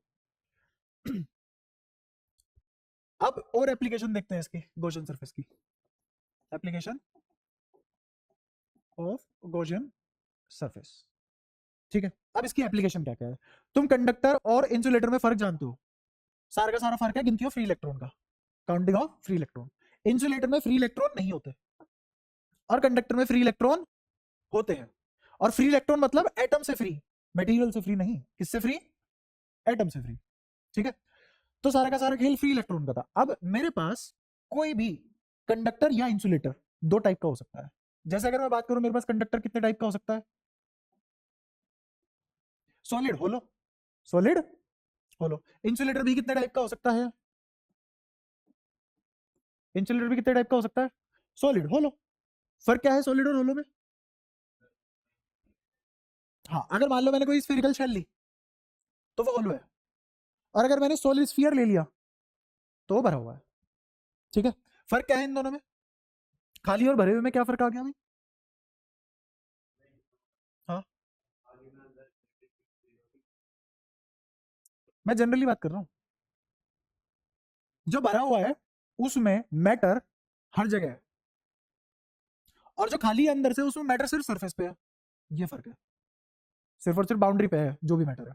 और मैटर मतलब मास, और मास पे चार्ज होगा, मास पे चार्ज होगा। ठीक है, अब एक बार थोड़ा सा और अच्छे से देखते हैं। अगर मैं इंसुलेटर की बात करूं, तो इंसुलेटर में मैंने तुम्हें बात बताई है कि अगर चार्ज जहां पे जैसा रख दो वैसा का वैसा ही रह गया, तो पक्की बात है कौन सी बॉडी थी? इंसुलेटिंग बॉडी, क्योंकि वो सेल्फ एडजस्ट नहीं करती, वो डिस्ट्रीब्यूट खुद से नहीं करती। तुमने उस पर जहां जितना चार्ज जिस कोने पे पटक दिया वो उसी कोने पे उतना ही रहेगा। क्यों? क्योंकि चार्ज मूव नहीं कर सकता। कंडक्टर में चार्ज मूव कर सकता है। ये सब बातें याद है। तो अब मैं दो तरीके से डिफाइन करूंगा इंसुलेटर। एक तो हो सकता है होलो, और एक हो सकता है सॉलिड। तो होलो के लिए सारा का सारा चार्ज कहां लाई करेगा? सरफेस पे। तो इसके लिए क्या डिफाइन होगा? सिग्मा, रो, लैम्डा, या सिर्फ और सिर्फ क्यू? तुम बताओ मुझे, क्यू डिफाइन करना चाहिए, लैम्डा डिफाइन करना चाहिए, सिग्मा डिफाइन करना चाहिए, या रो डिफाइन करना चाहिए? क्या कंटिन्यूअस बॉडी होगी? ये एक पॉइंट होगा। एक शेल, एक कंटिन्यूअस बॉडी होती है, एक पॉइंट होता है कंटिन्यूअस बॉडी। अगर मेरी शेल कंटिन्यूअस बॉडी है और सारा का सारा मैटर कहां है या चार्ज कहां है? सरफेस पे, तो मुझे क्या ये लेना चाहिए? तो मैं होलो को किस लहजे में पढ़ूंगा? सिग्मा के लहजे। कोई दिक्कत? अब आते हैं सॉलिड पे। सॉलिड में क्या होगा? हर जगह मैटर होगा। अगर वो प्लास्टिक का है तो अंदर भी प्लास्टिक, बाहर भी प्लास्टिक, कोई हवा नहीं है, कोई कैविटी नहीं है, कोई वैकेंट स्पेस अंदर नहीं है। ठीक है, तो सॉलिड के केस में मुझे क्यू लेना चाहिए, लेमडा लेना चाहिए, सिग्मा लेना चाहिए, रो लेना चाहिए। क्या सॉलिड स्फीयर एक कंटिन्यूअस चार्ज बॉडी है? नहीं।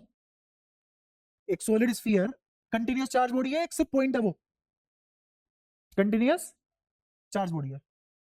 नहीं समझ आ रहा? हाँ, कैसे? हाँ, तो वो तुम्हें दिखने लग गया पॉइंट चार्ज, बट है तो कंटिन्यूअस बॉडी ना। उस कंटिन्यूअस बॉडी को ही बहुत दूर से देखोगे तो क्या नजर आएगा? Point charge. ठीक है, तो मुझे सॉलिड स्फीयर कंटिन्यूअस बॉडी है और उसके अंदर भी चार्ज फैला हुआ है, तो क्या लेना चाहिए? रो। क्या तुम्हें सिलेक्शन समझ आ रहा है? चार्ज किस तरीके से लेते हैं, किस तरीके से डिफाइन करते हैं, ये सारी बातें क्लियर है पक्के से? बहुत ही बढ़िया। अब कंडक्टर पे आते हैं। होलो, सॉलिड। एक होगा होलो, दूसरा होगा सॉलिड। होलो पे मतलब क्या होगा? क्यू, लैम्डा, सिग्मा, रो। बताओ। होलो कंडक्टर है। कंडक्टर में एक और कैपेबिलिटी होती है कि वो सारा का सारा चार्ज डिस्ट्रीब्यूट कर देता है यूनिफॉर्मली। कैसे डिस्ट्रीब्यूट करता है? यूनिफॉर्मली। कौन कर पाता है? सिर्फ कंडक्टर। क्यों कर पाता है? क्योंकि उसमें, हाँ, चार्ज फ्लो कर सकता है। क्यों फ्लो कर सकता है? क्योंकि फ्री इलेक्ट्रॉन है। तो क्लाउड यूनिफॉर्मली डिस्ट्रीब्यूट हो जाता है। किसका क्लाउड? इलेक्ट्रॉन का। बताओ इसमें क्या लोगे तुम? अंदर कोई कंटेंट नहीं है, सारा का सारा कहाँ है? सरफेस पे। बाहर, बाहर का मतलब क्या होता है? हाँ, तो क्या यही चुनोगे? अभी भी समझ नहीं आ रहा क्या 2-3 लोगों को छोड़ के? आ रहा है समझ? तो अब इसका बता दो फटाफट। इसमें किसका सिलेक्शन करोगे? सॉलिड कंडक्टर है, मतलब कंटेंट अंदर भी है, कोई कैविटी हवा नहीं है। तो बताओ क्यू लैम्डा सिग्मा रो कौन सा? सिग्मा। रीजन? क्योंकि उसके पास सेल्फ डिस्ट्रीब्यूशन कैपेबिलिटी है, तो कब तक वो रिपेल करेंगे चार्ज एक दूसरे को? जब तक सारे के सारे चार्ज और सरफेस पे क्यों रुके, साले छोड़ के भाग जाए? क्योंकि वो फ्री इलेक्ट्रॉन का मतलब है एटम से फ्री, मटेरियल से फ्री नहीं। तो स्फीयर छोड़ के नहीं भाग सकता कोई भी। तो मैक्सिमम कहां तक जा सकते थे वो रिपेल करके? पहुंच गए सारे सरफेस पे। अब सारा का सारा चार्ज कहाँ है? बेशक वो सॉलिड है, लेकिन सारा का सारा चार्ज सरफेस पे है। तो इसका मतलब यहाँ पे भी क्या लिया जाएगा? सिग्मा। तो अब कंडक्टर में चाहे तुम सॉलिड कंडक्टर लो या होलो कंडक्टर लो, कोई फर्क बचा? कोई फर्क नहीं बचा। चैप्टर का नाम क्या है? Moving charges and electric field या इलेक्ट्रोस्टैटिक्स। चैप्टर का नाम क्या है? इलेक्ट्रोस्टैटिक। क्या? हाँ हाँ,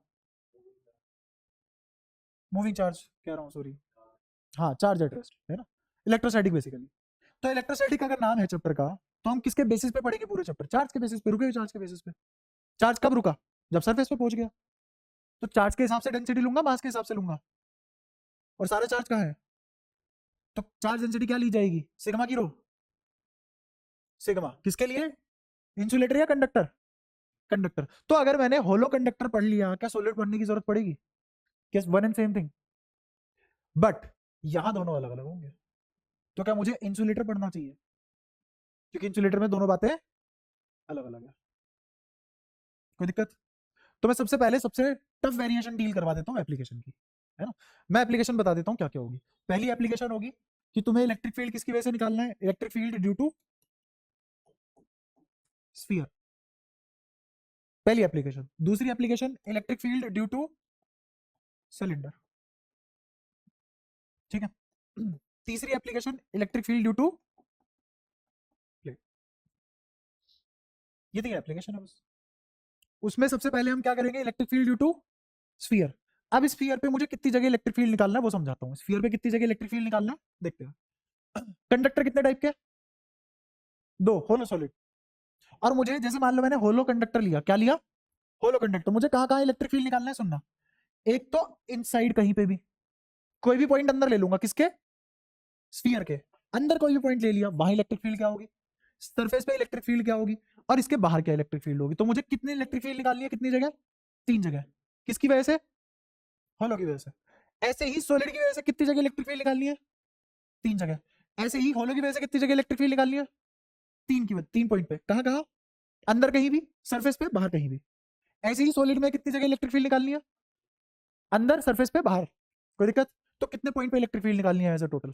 कितने हैं? 4। तो हर वेरिएशन में कितनी इलेक्ट्रिक फील्ड? 3। तो कितनी जगह इलेक्ट्रिक फील्ड निकलेगी? 12। तो इसका मतलब हम 12 केसेस डील करेंगे। कितने? 12 केसेस। ऐसे ही सिलेंडर में 12, प्लेट में 12। तो क्यों प्लेट 3D नहीं हो सकती? क्या बात कर दी तूने?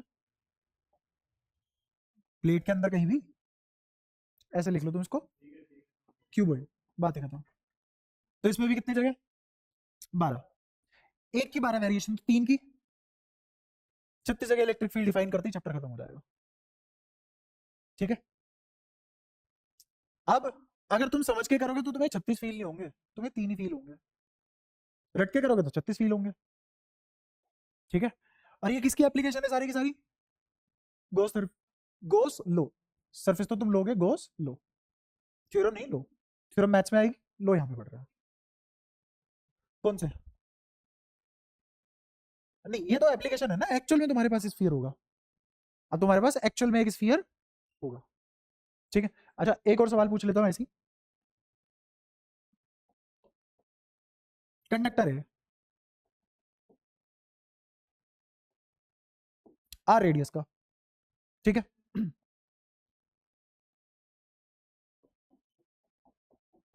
ये भी कंडक्टर है, आर रेडियस का।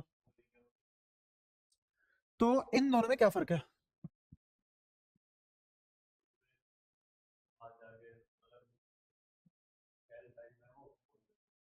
हम्म फर्क क्या है? कंडक्टर, अगर मैं इस पॉइंट पे इलेक्ट्रिक फील्ड की बात करूं और यहां इस पॉइंट पे इलेक्ट्रिक फील्ड की बात करूं,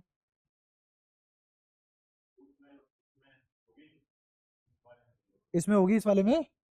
अभी अभी पढ़ा के आया हूं भाई साहब, कंडक्टर होल हो या सोलिड हो कोई फर्क नहीं पड़ता। आ रहा है समझ?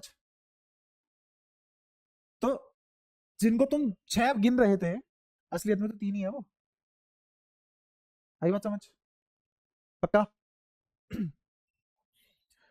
अगेन, ये कंडक्टर आर रेडियस का जो होलो है, ये इंसुलेटर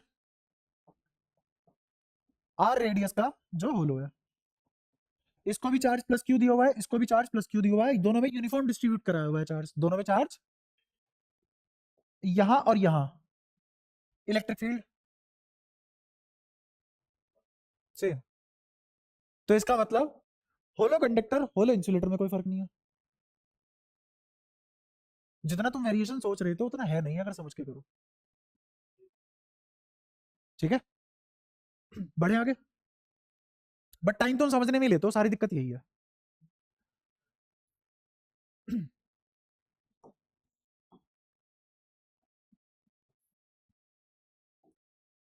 सबसे पहले मैं सबसे बढ़िया वेरिएशन ले रहा हूं, उसके बाद तो एक एक सेकंड में सब बता दूंगा।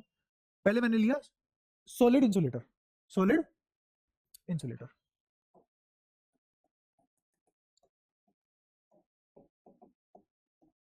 इस पे प्लस क्यू चार्ज डिस्ट्रीब्यूट करा दिया यूनिफॉर्मली। कैसा चार्ज है इस पे? टोटल चार्ज कितना है? Q net, Q. और कैसा है? Uniformly distributed. ठीक है, और कौन है? इंसुलेटर। कैसा है? सॉलिड। तो अंदर हर जगह चार्ज भरा हुआ होगा, अंदर तक हर जगह चार्ज भरा हुआ होगा। अब मुझे इस पे 3 जगह इलेक्ट्रिक फील्ड निकालना है। मान लो ये इसका सेंटर, ये है इसका सेंटर। यहां मैंने कोई भी पॉइंट ले लिया ए, यहां कोई भी पॉइंट ले लिया बी, और यहां कोई भी पॉइंट ले लिया सी। ठीक है, आर एक दूरी है, आर एक दूरी है, और कैसी दूरी है? वेरिएबल। वेरिएबल बोले तो ये भी आर होगा, ये भी आर होगा, ये भी आर होगा। और इसका रेडियस क्या है शेल का? ए, मान लो ए। तो मैंने जिस तरीके से वेरिएबल डिफाइन किया, समझ में आए? अब मुझे 3 जगह इलेक्ट्रिक फील्ड निकालना है। समझना कौन कौन से की बात कर रहा हूं मैं। पहला, मैंने कहा आर बड़ा है ए से, तो किस पॉइंट की बात हो रही है यहां बताना? सी की बात हो रही है। फिर मैंने कहा अगर मेरा आर बराबर है ए के, तो किसकी बात हो रही है यहां? फिर मैंने कहा अगर मेरा आर छोटा है ए से, तो कौन से वाले पॉइंट की बात हो रही है? डिफाइन समझ में आया किस तरीके से किया? कोई दिक्कत यहां पे? ठीक है, अब सबसे पहले इस पे आते हैं। इस पे निकालना बहुत आसान है। तुम सी पे खड़े हो, मान लो तुम अंधे हो, तुम फील कर सकते हो इलेक्ट्रिक फील्ड, है ना? मतलब अकल से तो हुई, है ना? मैं भी हूँ, टेंशन मतलब, मैं नहीं होता तो पढ़ाता थोड़ी ना। बस आंखें बंद कर रहा, उसी की कर सकता है। सामने देखो, मान लो तुम थोड़ी देर के लिए अंधे हो गए, लेकिन तुम्हें इलेक्ट्रिक फील्ड फील हो सकता है। अब 2 सिनेरियो दे रहा हूं। ये जो कैपिटल क्यू है, ये तुमसे आर दूरी पे रखा हुआ है एक पॉइंट पे, तो ये कैसा है? Point charge. कैसा है ये? Point charge. तुम इलेक्ट्रिक फील्ड फील कर सकते हो।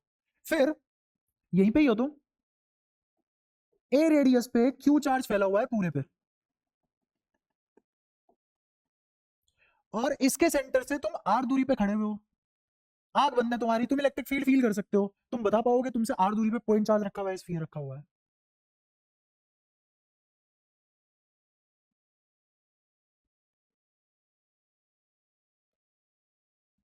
दोबारा सुनो, तुम यहां पे इलेक्ट्रिक फील्ड बस फील कर सकते हो, और फील करके बता सकते हो इलेक्ट्रिक फील्ड कितना है। ठीक है, देख नहीं सकते। तो तुम क्या बता पाओगे कि वो पॉइंट चार्ज से आई है इलेक्ट्रिक फील्ड लाइन, या आर रेडियस के स्फीयर से आई है? क्योंकि चार्ज तो दोनों जगह बराबर है। तो अगर तुम इस स्फीयर को सी से देखोगे, तो क्या तुम बता पाओगे कि ये स्फीयर से आई या किसी सेंटर पे रखे हुए चार्ज से आई?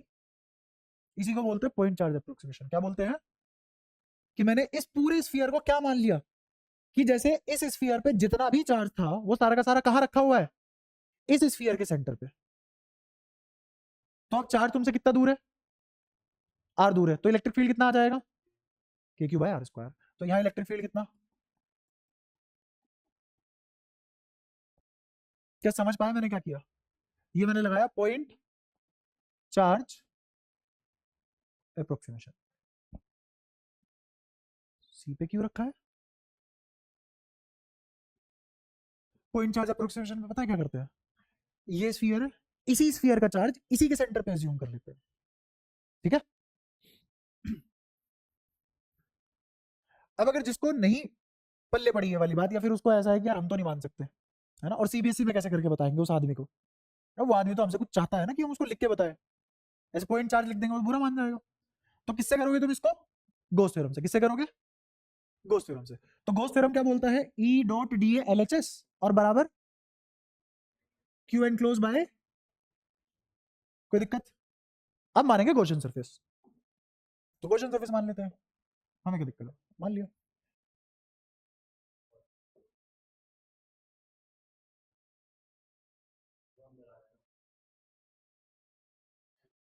तुम कहाँ हो, सी पे, तुम कहाँ हो, सी पे, और इस गॉसियन सरफेस का रेडियस अब क्या है, आर, छोटा आर, ये अब गॉसियन सरफेस का रेडियस क्या है, छोटा आर। तो मेरे को बताओ इस पूरे सरफेस के लिए यहां जो प्लस क्यू फैला हुआ है, इसी तो बोलेगा ना यूनिफॉर्मली डिस्ट्रीब्यूटेड प्लस क्यू,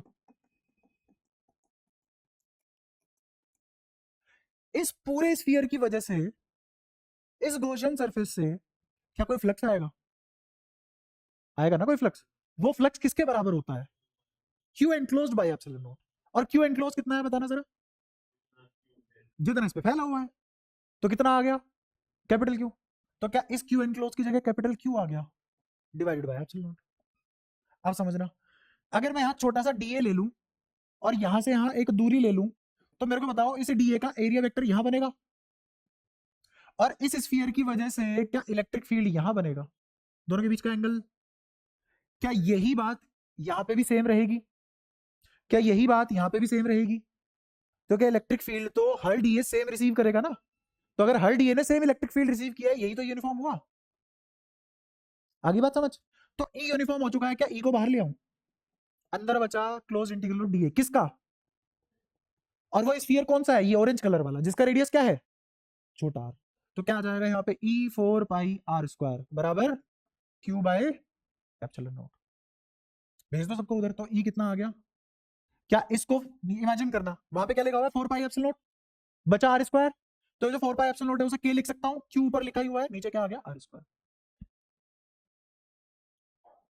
कोई दिक्कत, कोई परेशानी, बट अब खुद सोचो, समझना बहुत आसान नहीं है, बस यही फर्क होता है कॉम्पिटेटिव एग्जाम की तैयारी करने में, वहां पे बच्चे को ऐसी ऐसी बातें अच्छी लगती है क्योंकि उसका टाइम बहुत बच जाता है, और यहाँ पे फॉर्मेलिटी में मरा ही है बच्चा, उसको पता है भाई मैं क्वेश्चन सर्फेस इमेजिन कर लूंगा, मन ही मन में ये सारे स्टेप हो जाते हैं, है ना, लेकिन तुम्हें सीबीएसई में सब करके दिखाना पड़ेगा, इवन तुम्हें ये भी बताना पड़ेगा कि ई डॉट डी ए में अगर यहाँ हटाओगे तो थीटा कितना आएगा, जीरो, और एक लाइन लिखोगे यूनिफॉर्म है।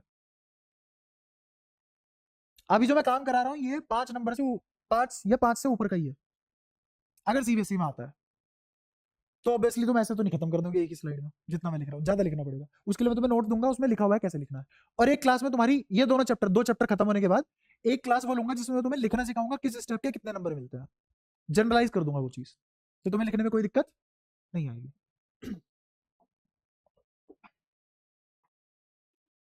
अब हम कहाँ की बात कर रहे हैं, सरफेस की, कहाँ की बात कर रहे हैं, सरफेस में मैं 2 तरीके से प्रूव कर सकता हूँ, एक, मान लो तुम यहाँ पे बैठे हो, यहाँ पे खड़े हो, तो तुम एक काम करो ना, इस पूरे चार्ज को ऐसा मान लो कि ये सारा का सारा चार्ज कहाँ रखा हुआ है, सेंटर पे, क्या बन गए, पॉइंट चार्ज अप्रोक्सीमेशन, तो तुमसे ए दूरी पे क्यू चार्ज रखा हुआ है, तो इलेक्ट्रिक फील्ड कितना मिलेगा तुम्हें, के क्यू बाय ए स्क्वायर, तो मैं डायरेक्ट लिख सकता हूँ electric field at B point is K capital Q by A square, क्योंकि आर बराबर क्या है इस पॉइंट पे आर बराबर क्या है, ए।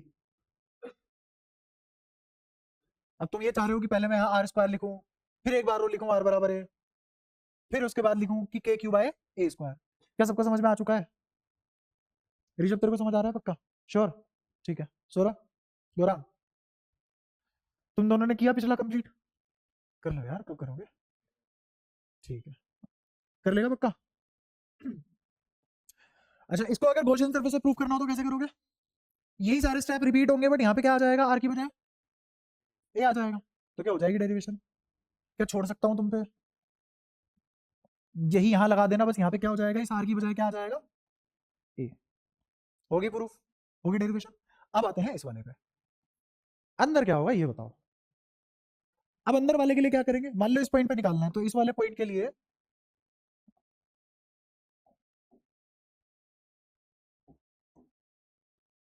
एक गॉसियन सरफेस ड्रॉ करेंगे।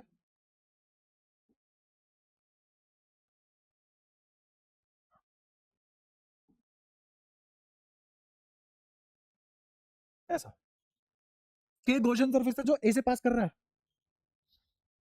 बट अब इसके अंदर क्यू एनक्लोज्ड कैपिटल क्यू के बराबर नहीं होगा। इसके अंदर क्यू एनक्लोज्ड कैपिटल क्यू के बराबर। अच्छा, मेरा चार्ज कहाँ फैला हुआ था? सिर्फ सरफेस पे या पूरी बॉडी पे? पूरी बॉडी पे अंदर तक, पूरी बॉडी पे अंदर तक।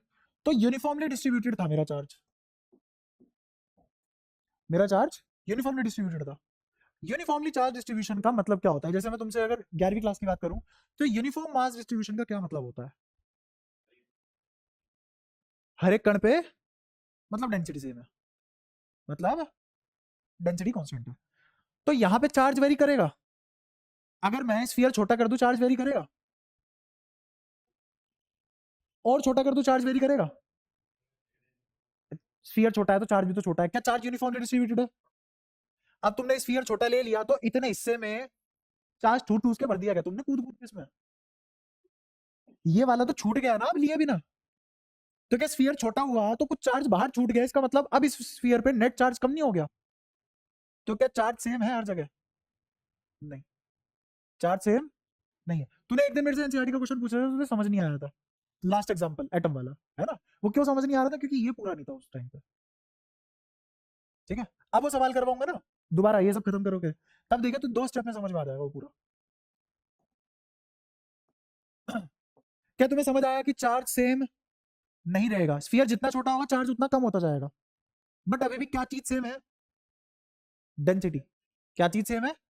डेंसिटी। जैसे एक और एग्जांपल लूं कि मैंने एक स्टील की बॉल ली जो 10 सेंटीमीटर की है ना, और दूसरी स्टील की बॉल ली जो 5 सेंटीमीटर की है, तो क्या मास अलग अलग होगा दोनों का? ऑब्वियसली 10 सेंटीमीटर वाली का ज्यादा मास होगा, है ना? क्या वॉल्यूम भी अलग अलग हुआ दोनों का? वॉल्यूम भी अलग है। छोटे वाली बॉल का छोटा वॉल्यूम है, बड़े वाली बॉल का बड़ा वॉल्यूम है। जिसपे ज्यादा वॉल्यूम है उस पर ज्यादा मास है, क्योंकि दोनों है तो स्टील की ही। बट क्या चीज सेम है अभी भी? तो मुझे किससे अप्रोच करना चाहिए अब इसको? रो। इसलिए पढ़ते हैं ये सब, कंटिन्यूस बॉडी चार्ज डेंसिटी इसलिए पढ़ा जाता है। ठीक है, तो अब मैं इसको किससे अप्रोच करूंगा? रो से अप्रोच करूंगा, और रो सेम रहेगा। अब उसका फायदा कैसे उठाते हैं तुम अभी नहीं जानते, अब सीखोगे तुम उसका फायदा कैसे उठाते हैं, समझना। इस चीज का फायदा ऐसे उठाते हैं कि मैं किसी भी वॉल्यूम पे जिस पे मुझे चार्ज पता है, उसको एक वॉल्यूम असाइन करूंगा। कैसे समझना? अगर मैं तुमसे पूछूं कि 4/3 पाई ए क्यूब वॉल्यूम पे कितना चार्ज है, ये मैंने किसका वॉल्यूम लिखा है? पूरे स्फीयर का, और उस पर पूरा चार्ज कितना है? तो इतने वॉल्यूम पे कितना चार्ज है? बात समझ में आती है? क्लियर है? अब इसको मैं छोटा करके बोलता हूं। मैं बोल रहा हूं कि अगर वी वॉल्यूम पे क्यू चार्ज है, वी वॉल्यूम पे क्यू चार्ज है, तो 1 यूनिट वॉल्यूम पे कितना चार्ज होगा? 1 यूनिट वॉल्यूम पे कितना charge? Q by V, Q by V. तो 2 यूनिट पे कितना चार्ज होगा? 2 यूनिट वॉल्यूम पे कितना चार्ज होगा? 2 Q by V. 3 unit volume पे कितना चार्ज होगा? 3 क्यू बाय वी। अब अगर मैं पूछूं कि अगर मेरे पास 5 क्यू बाय वी चार्ज है, तो कितना वॉल्यूम रहा होगा? 5 यूनिट वॉल्यूम रहा होगा ना मेरे पास। क्लियर है? अगर ऐसे ही मैं बोल दूं कि वी डैश वॉल्यूम पे कितना चार्ज है, वी डैश वॉल्यूम पे कितना चार्ज है, तो कितना होगा? क्यू बाय वी इंटू, मैंने कुछ नहीं करा, मैंने बस ये करा है, बच्चों को तो मैंने वॉल्यूम बता दिया और टॉफी को मैंने चार्ज बता दिया। बस तुम्हारी दिमाग की तारें ये नहीं जोड़ पाती है कि टॉफी से डेंसिटी पे कैसे स्विच कर जाते हैं। मुश्किल काम नहीं हो रही है। मैंने कोई नई बात नहीं करी है, मैंने आज भी वही बात करी है कि मेरे पास 10 बच्चे हैं, 20 टॉफी है, तो एक बच्चे को कितनी टॉफी? वही बात करी है मैंने, जो तुम बचपन से करते आ रहे हो। बट यहाँ पे आके बुद्धि क्यों बंद होती है? मुझे उसका आज तक रीजन समझ नहीं आया। मे भी बचपन में तुम समझ के करने की कोशिश करना चाहते थे, बट प्रोसेस ऐसा चलता रहा, ऐसा चलता रहा, बड़े होते होते होते तुम भूल भी गए कि चीजें समझ के भी करनी होती है, तो फिर तुम ये चीज तुम्हें दिक्कत करने लग जाती है, जबकि ये वही चीज है जो तुम बचपन से करते हुए आ रहे हो। ठीक है, तो वी डैश पे कितना, Q by V into V dash. Clear है?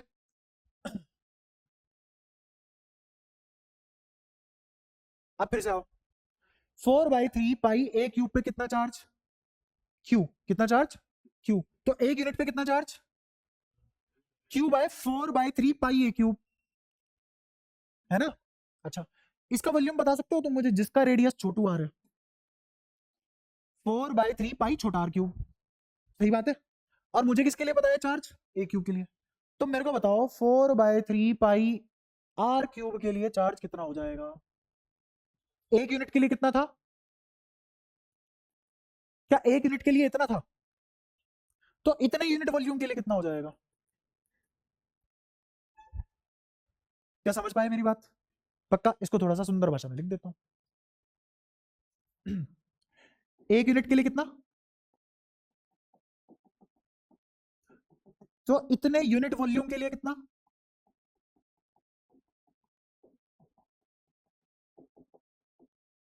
समझ पाए मेरी बात? कुछ मुश्किल बात तो नहीं करी है? पक्की बात है? ये क्या है, वॉल्यूम, ये क्या है, इस वॉल्यूम पे चार्ज है। वाह, बच्चा है, बच्चे में ही बांट दिया है, टॉफी गई बाढ़ में। तुम खुद सोचो क्या कर रहे हो, ये क्या है, वॉल्यूम, और इधर क्या लिखा हुआ है, इस वॉल्यूम पे कितना चार्ज है। अब खुद देखो, मैं तुम्हें, तुम जो बचपन से करते आ रहे हो वही पढ़ा रहा हूँ, आधा घंटा पढ़ाया, उसी से ही सवाल पूछा और फिर गलत, क्या कर लिया अब एक इंसान।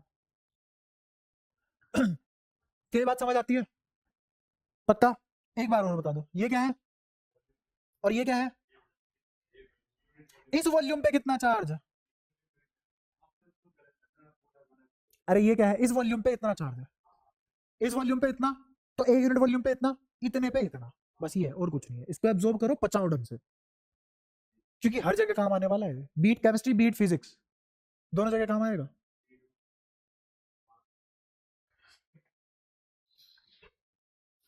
मारूंगा तो अब, बीईटी, वो तेरे को बीट ही दूंगा अब मैं, भाई, बी इट, बी इट।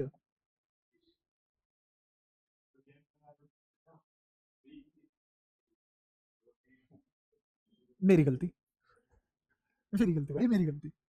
ठीक है, पर मैं तुझे बीट करने का मौका नहीं छोड़ूंगा। अच्छा, तो मेरे पास ये आ चुका है चार्ज, ये आ चुका है चार्ज ऑन। अब ध्यान से सुनना, ये वॉल्यूम किसका था, इस गॉसियन स्फीयर का, जो मैंने माना था। ये वॉल्यूम किसका था, इस गॉसियन सरफेस का, जो मैंने एज्यूम किया था। मुद्दा क्लियर? पक्की बात है? तो मेरे गॉसियन सरफेस पे कितना नेट चार्ज आ गया,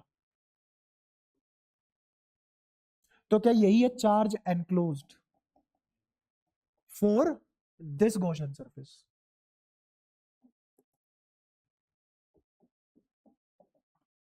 अगर मेरे पास क्यू एनक्लोज्ड आ चुका, तो आंसर भी आ ही गया। देखो कैसे, क्या 4/3 पाई, 4/3 पाई खत्म, तो कितना चार्ज आ गया मेरे पास, Q R cube by a cube. बताओ कोई दिक्कत यहां तक? ये आ गया चार्ज। ठीक है, अब निकाल लेते हैं इलेक्ट्रिक फील्ड। क्या वो होगा, ई डॉट डी ए बराबर क्यू एनक्लोज्ड अपोन में एप्सिलॉन नॉट। और मुझे पता है ये क्यू क्यू एनक्लोज में निकाल के लाया, क्योंकि इस इनसाइड वाले पॉइंट के लिए मेरे पास क्या नहीं था, चार्ज नहीं था, वो मैं निकाल के ले आया, किसके थ्रू, डेंसिटी के थ्रू। मुझे पता था साली डेंसिटी नहीं बदलती, तो इस वॉल्यूम के लिए डेंसिटी वाला कॉन्सेप्ट अप्लाई कर दो, चार्ज आ जाएगा। चीजें बहुत आसान है, तुम पहली बार पढ़ रहे हो और तुम पहली बार समझ के कर रहे हो, इसमें कुछ नहीं कर सकते हो। हाँ, जैसे हमने गॉसियन सरफेस पे क्या लिया था, ए, ये रहा ना ग्रीन कलर का, हाँ, हाँ ये पॉइंट है, हाँ,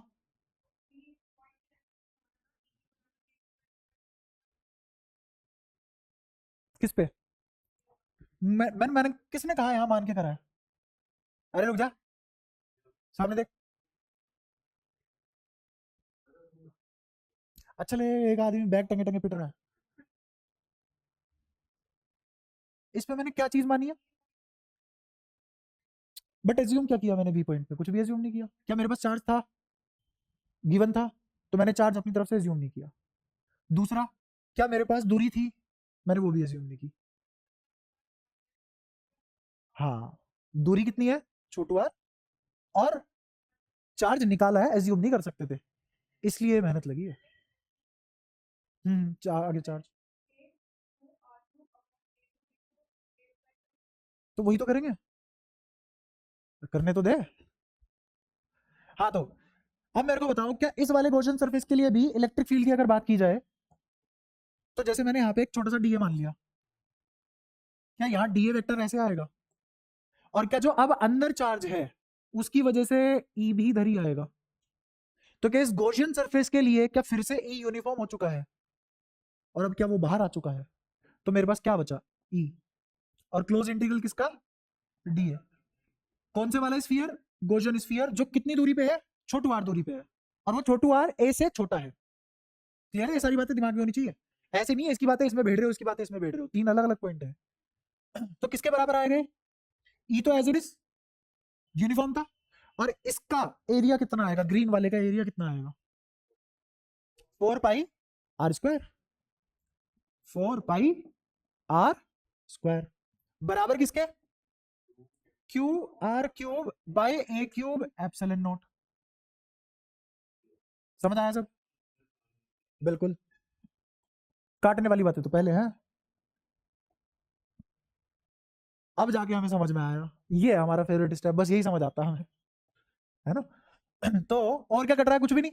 आप ध्यान से सुनना, ये 4 पाई एप्सिलॉन नॉट में जाके मिलेगा, तो क्या लिखा जाएगा, के, और क्यू तो था ही, ऊपर आर, नीचे ये आ गया इलेक्ट्रिक फील्ड का एक्सप्रेशन।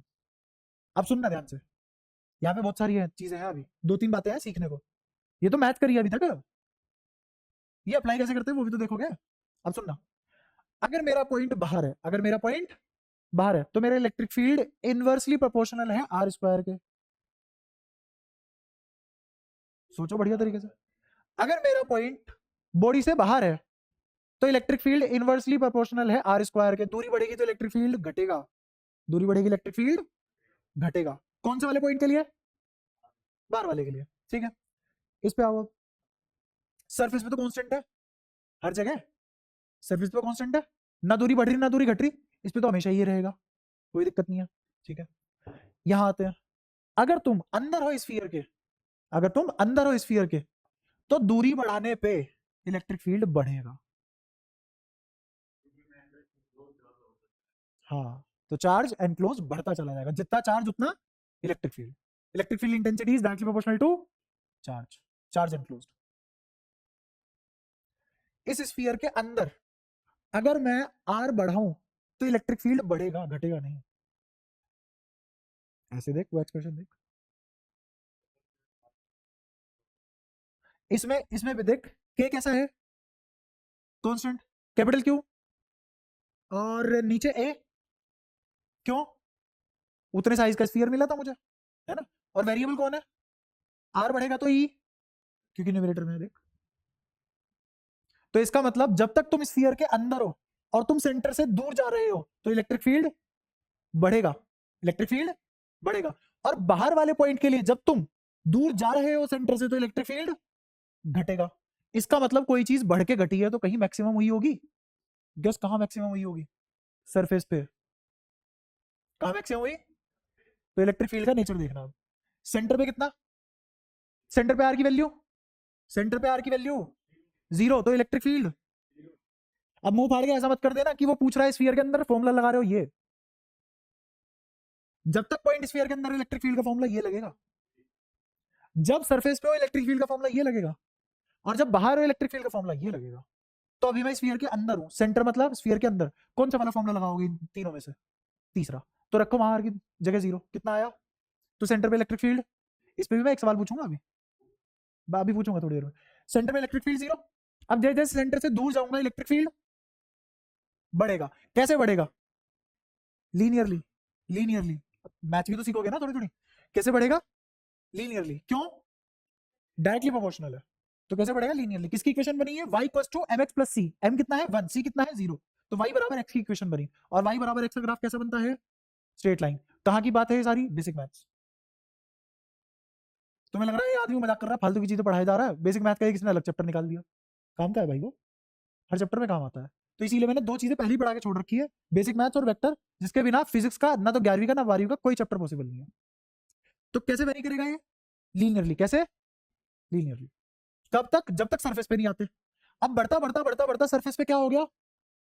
मैक्सिमम और कांस्टेंट। मैक्सिमम और, अब जैसे जैसे स्फीयर से बाहर जाओगे और दूरी बढ़ाते जाओगे वैसे वैसे इलेक्ट्रिक फील्ड बढ़ेगा या घटेगा? घटेगा। और कैसे घटेगा? इनवर्स स्क्वायर लो के हिसाब से। Inverse square. क्या लीनियरली घट रहा है? नहीं। कैसे घट रहा है? पैराबोलिकली। तो हाइपरबोलिकली? नहीं, हाइपरबोलॉइड। 1/r नहीं है, 1/r स्क्वायर है। शेप दोनों की एक जैसी होगी। हाइपरबोला 1/x होता है, ना कि 1/x स्क्वायर। 1/x की पावर n में अगर n 1 है तो हाइपरबोला है, बाकी सबके लिए हाइपरबोलॉइड। अगेन कहां से आया ये? Basic maths. ठीक है। तो क्या मैं सारे सिनेरियो समझा पाया तुम्हें? पक्का? तो सबसे बड़ी बात, सबसे टफ वेरिएशन मैंने ही डील कर ली, बाकी सब एक एक लाइन किया। अगर तुम्हें ये समझ में आता है। अब इसका मैं ग्राफ बनाना चाहूंगा, क्योंकि आता है इसका ग्राफ। मैं क्या चाहूंगा? आता ही है।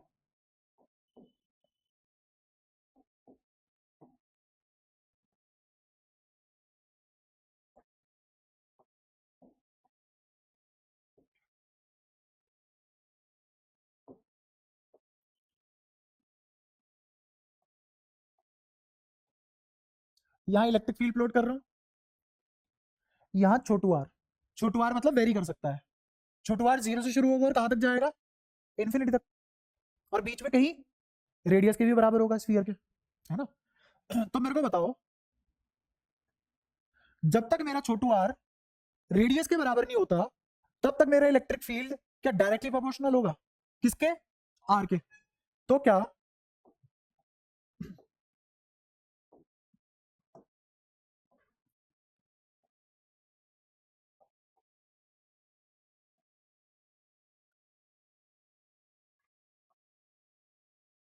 अब सुनना,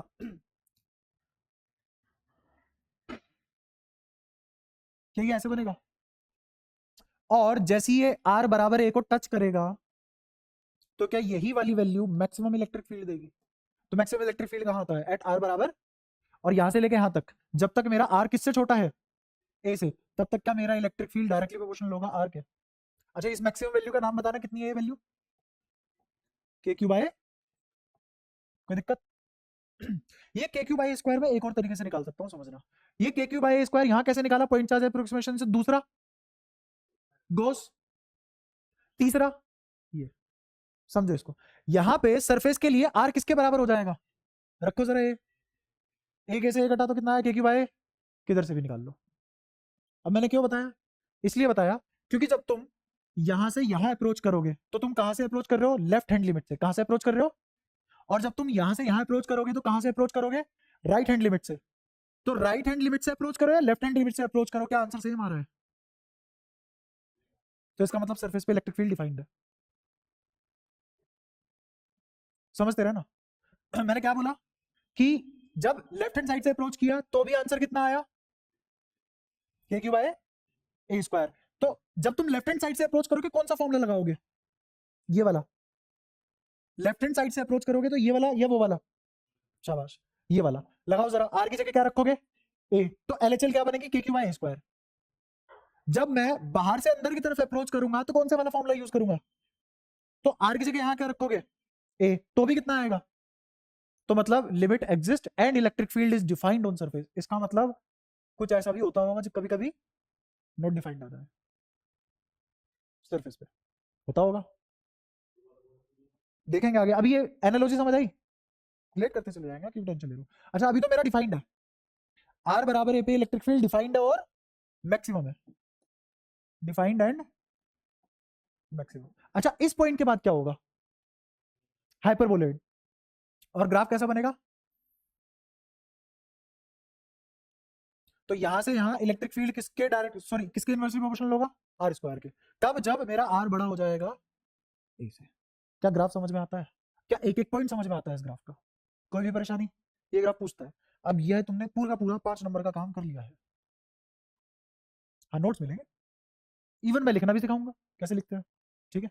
नोट्स से तुम्हें पढ़ना नहीं है जो मैं दूंगा, उन नोट्स से सिर्फ क्या करना है, लिखने का तरीका, रिवीजन भी नहीं करनी, रिवीजन अपने नोट से करनी है जो तुम खुद बनाओगे। जो मैं तुम्हें नोट्स दूंगा वो किसी मतलब के नहीं है, पहले ही बता रहा हूँ मैं। उनसे कोशिश मत करना पढ़ने की, उनसे सिर्फ क्या देखना है, रिप्रेजेंटेशन और लिखना कैसे है, बस। इसके अलावा कुछ भी नहीं देखना उन नोट से, उन नोट से कुछ नहीं सीखना। क्लियर है? तो तुम्हें अगर यहां तक सारी बातें समझ में आई, अब मैं तुमसे एक सवाल पूछता हूं। डिस्क की वजह से किसी भी पॉइंट पे क्या इलेक्ट्रिक फील्ड होता है? एक ही बच्चे को याद था बस, ये तो हालत है। कहां से तेजी में करोगे तुम काम को? अच्छा सेंटर पे कितना होगा इलेक्ट्रिक फील्ड? सेंटर पे भी यही होगा। क्लियर है? सेंटर पे जीरो भी तो आना चाहिए था। अगर मैं बहुत सारी रिंग में तोड़ दूं इसको, तो हर रिंग के सेंटर पे क्या इलेक्ट्रिक फील्ड बनेगा? जीरो। जो रिंग के पकड़ में नहीं आएगा, जिसकी वजह से इलेक्ट्रिक फील्ड अंदर रह जाएगा, कि बातें कर चुके थे हम, क्रिटिकल बात थी बहुत ज्यादा, ठीक है? जब डिस्क के सेंटर पे चार्ज, एक छोटा सा पॉइंट चार्ज था और उसकी वजह से इलेक्ट्रिक फील्ड था, जीरो नहीं था। तो जब डिस्क के सेंटर पे इलेक्ट्रिक फील्ड जीरो नहीं है, सुनना ध्यान से, जब डिस्क के सेंटर पे इलेक्ट्रिक फील्ड जीरो नहीं है, तो साला सॉलिड स्फीयर में भी तो सेंटर पे कोई चार्ज होगा, तो इसके सेंटर पे भी तो इलेक्ट्रिक फील्ड नॉन जीरो आना चाहिए था, बट ये तो जीरो आ रहा है। फॉर्मूला लिख देता हूं तुम्हारे लिए, के क्यू आर अपॉन में एक। ए क्या है? Radius of this sphere. और ये कैसा है? कंडक्टिंग नहीं है, कैसा है? इंसुलेटिंग। कैसा है? इंसुलेटिंग। बताओ, जो मैंने सवाल पूछा उसका आंसर करो।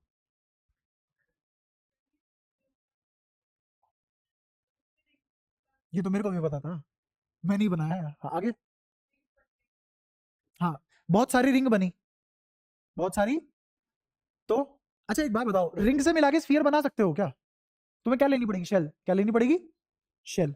क्या लेनी पड़ेगी? अब शेल कहां से शुरू करोगे? जीरो से। और कहां तक जाओगे? ए तक। और उन सब शेल की वजह से क्या जोड़ोगे सेंटर पे? Electric field. तो सब शेल की वजह से सेंटर पे इलेक्ट्रिक फील्ड कितना आएगा? जीरो। बट सेंटर पे एक चार्ज रह जाएगा, शेल की पकड़ में नहीं आएगा, तो उसकी वजह से इलेक्ट्रिक फील्ड नॉन जीरो आना चाहिए, बट यहाँ जीरो आ रहा है। ये क्या बात हुई? हाँ बता, बता क्या गलत है उसमें?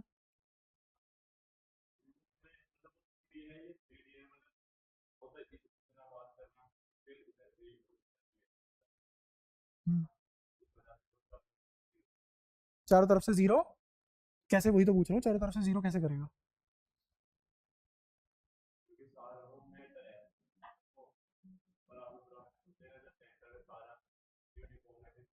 तो डिस्क में भी तो ये एनालॉजी लगा दे, जो तू कह रहा है वो डिस्क में लगा, जीरो आएगा।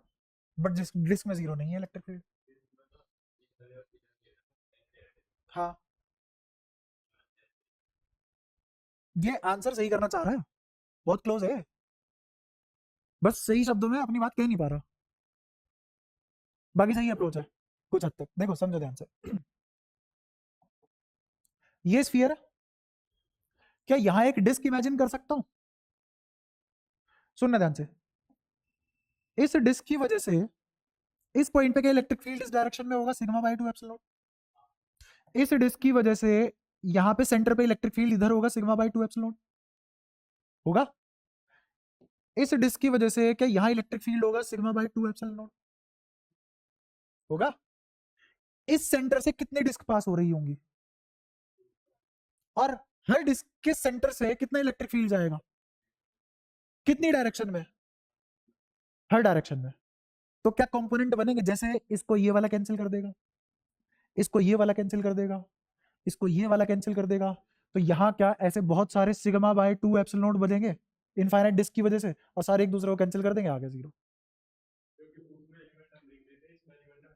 डिस्क भी ले सकते हो और एलिमेंट स्फीयर या शेल, स्फीयर तो नहीं शेल भी ले सकते हो। एलिमेंट कैसा ले सकते हो? शेल भी ले सकते हो। और ऐसे ही अगर तुम थोड़ा सा मेरे को अच्छा परफॉर्म करके बताते ना, तो मैं ये भी तुम्हें पता है एक और चीज करवा देता, कि अगर मेरा चार्ज वेरी कर जाए और डेंसिटी भी वेरी कर जाए, तब कैसे करोगे? अभी तो डेंसिटी कांस्टेंट थी ना, निकाल लिया। अगर डेंसिटी वेरी कर गई तो, अगर डेंसिटी आर का फंक्शन हो गया तो भी हम निकाल सकते हैं। तुम नहीं निकाल पाओगे, मेरे को ही बताना पड़ेगा। तुम तो ये भी नहीं निकाल पा रहे थे, तुमने तो यहाँ भी ये बोल दिया ये वॉल्यूम है, जबकि ये इस वॉल्यूम पे चार्ज था। नहीं, उसने खुद बोला है कि मैंने चार्ज यूनिफॉर्म डिस्ट्रीब्यूट करके दिया है तुम्हें। अगर चार्ज यूनिफॉर्मली डिस्ट्रीब्यूटेड है, इसका मतलब है हर डीवी में से कितना चार्ज निकलेगा?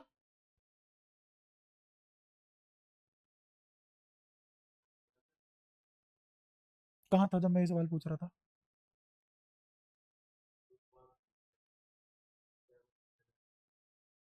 क्यों? बजे हैं 6।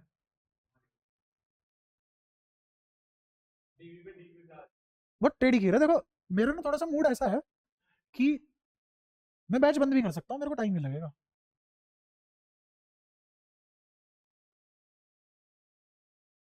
ठीक है, और मेरे को दिक्कत भी नहीं है। ऐसा नहीं है कि मेरे पास 150 बच्चे इकट्ठे हुए पड़े हैं और बैच बंद कर दिया कुछ नुकसान हो जाएगा, फायदा ही होगा उल्टा। तो ऐसे ही चलता रहा तो एक्सपेक्ट मत करना कि मैं पढ़ाऊंगा फिर, क्योंकि एक आदमी तुम्हारे लिए 12 क्लास से मर रहा है और तुम रिटर्न में बस चुप्पी देते हो।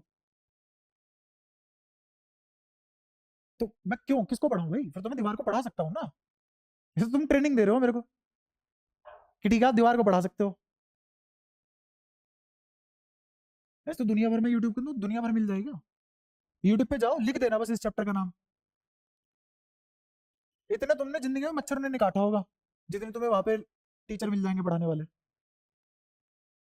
तो पढ़ लो भाई वहां से। यहाँ आने का क्या मतलब है? सीखना होगा, तुम्हें जबरदस्ती करवानी होगी किसी को, तभी तो सीख पाओगे। यहाँ आंसर करोगे, जोन आउट नहीं होगे, तभी तो सीख पाओगे। यही तो रीजन है। तो ऐसे पढ़ने का फायदा क्या है? जैसे तुम मेरे से पढ़ रहे हो, ऐसे तुम घर पे भी पढ़ सकते हो ना। जितनी दिल्ली की पॉपुलेशन है उतने इंडिया में टीचर है अब। हर गली में एक घर छोड़ के दूसरा घर टीचर का ही मिलेगा तुम्हें। इतने हैं। बांटने पे आओगे, एक टीचर 2 बच्चा, ये रेशो है। और टीचिंग आज की डेट में वो प्रोफेशन है, कोई कुछ नहीं कर रहा तो ठीक है पढ़ा लेते हैं भाई।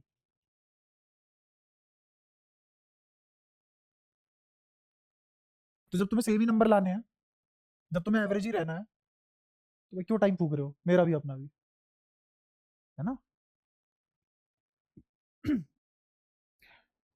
तो कहाँ थे हम? डीवी पे कितना चार्ज होगा? और पूछ कर रहा था मैं उससे पहले, बात कहाँ से शुरू हुई थी? हाँ, आर भी वेरी करा दिया, डेंसिटी भी वेरी करा दी। हम्म। हाँ, अब यहाँ पे क्या था, क्यू यूनिफॉर्म डिस्ट्रीब्यूशन का मतलब समझा रहा था कि हर डीवी पे कितना चार्ज है, डी क्यू। हर डीवी पे कितना चार्ज है, किसी भी डीवी पे डी क्यू से अलग चार्ज नहीं होगा। बट अगर डेंसिटी नॉन यूनिफॉर्म हो जाएगी तो चार्ज हर डीवी पे अलग अलग चार्ज होगा, जैसे D Q two D Q 3। ठीक है, तो 5 मिनट में तुम दिक्कत ही समझ पा रहे हो, तो हल तो तुम 2 घंटे लगाओगे। और वही लगे ना, देखो इतनी सी बात नहीं, 10-15 मिनट का काम था।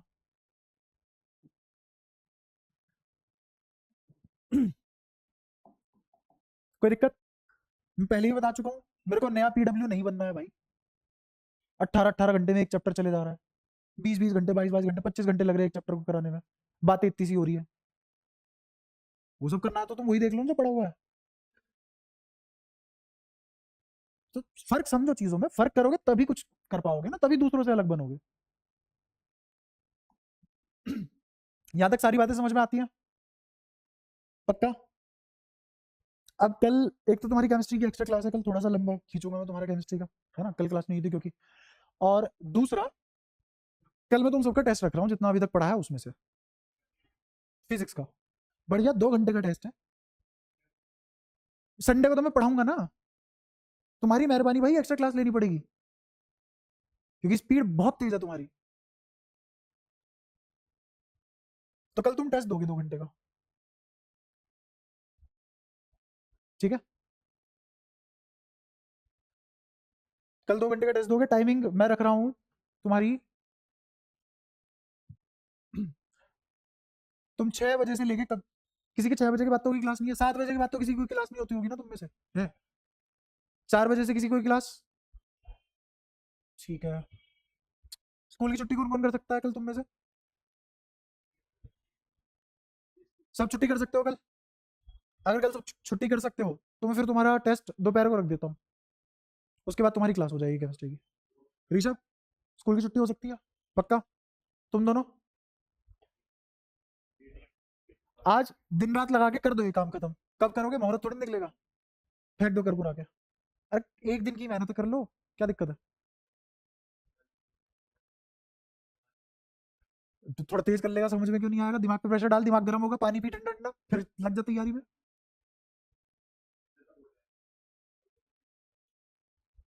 तो तुम्हारी वजह से मैं संडे को शिफ्ट कर रहा हूँ, उछल उछल के कौन ही मारूंगा अगर ठीक नहीं करा। नहीं दो दो अलग अलग लेता रहूँ, मेरे ही काम रह गया। नैनी बन के थोड़ी ना घूमूंगा यार, एक एक बच्चे के पीछे 2-2 घंटे। तो संडे को टेस्ट रख रहा हूँ फिर मैं तुम्हारा 2 घंटे का, उसके बाद क्लास, उसके बाद क्लास भी है, बीच में मेरे से आधे घंटे का गैप ले लेना, क्लास भी है। ग्रुप पे टाइमिंग अपलोड कर दूंगा ताकि कोई कंफ्यूजन ना रहे। हाँ संडे को, कल तुम केमिस्ट्री के लिए आओ बस। यहाँ तक जितना भी है पढ़ के आना, ठीक है? संडे को एक्स्ट्रा क्लास भी है तुम्हारी अब, 3 घंटे की, और वो संडे को एक्स्ट्रा क्लास है 3 घंटे की, 2 घंटे का टेस्ट है। क्योंकि मैं तुम्हारा चैप्टर खत्म करा दूंगा संडे को, उसके बाद क्वेश्चन प्रैक्टिस भी करानी है मेरे को, 150-200 क्वेश्चन कराने, कब करोगे? ठीक है? और वो क्वेश्चन सारे के सारे ट्राई करके आओगे, बिना ट्राई करके कोई आया मारूंगा अलग से। कब? संडे वाली क्लास के बाद। हाँ बताओ। हाँ क्वेश्चन भेजूंगा, सारी भेज दूंगा आज, बहुत सारे हैं। क्वांटिटी इतनी है, तुम अगर 2 दिन लगातार पढ़ो तो शायद हो जाए। अगर तुमने जरा सी भी हरामजादगी दिखाई मेहनत में या गुठली मारी मेहनत की तो मुश्किल है। संडे को 3 घंटे की एक्स्ट्रा क्लास है, उसके बाद तुम डिस्कस करने लायक होगे। आज इसलिए भेजूंगा ताकि तुम्हारे पास 3-4 दिन हो बीच में उन क्वेश्चनों को करने के लिए, ठीक है? अब पड़ेगा तुम्हारे ऊपर प्रेशर धीरे धीरे। हाँ वैसे ही। हाँ हाँ, वेडनेसडे को नया चैप्टर स्टार्ट। हाँ हाँ, शाबाश। कोई नहीं, जैसी तुम्हारी अभी 1 मई से कॉम्पिटेटिव क्लास शुरू होगी, तो पहली क्लास से ही तुम्हें डेंसिटी फील हो जाएगी पढ़ाई की क्या है।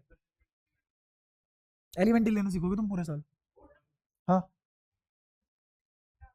बेस तो दिया है, एक रहता है बस वो टेंशन वाला, वो टेंशन वाला कॉम्पिटेटिव क्लास में ही होगा, क्योंकि ऐसे ही क्वेश्चन वेव में भी बनता है, और तुम्हारा मैग्नेटिज्म में भी बनता है, और तुम्हारा फ्लूइड में भी बन जाता है, और तुम्हारा इलेक्ट्रोस्टैट में भी बन जाता है, और एडवांस का ही क्वेश्चन है वो, ठीक है? हाँ हाँ बोल। क्या करूँ भाई अब बता, तुम्हें संभालो दूसरे को संभालो, क्या कर सकते हैं? अब एक एक जने को थोड़ी ना, ऐसे तुम्हारा काम छोड़ के जो मेरे पास ऑलरेडी है बच्चा, उसका तो मैं भला कर नहीं पा रहा, नए का क्या करूंगा?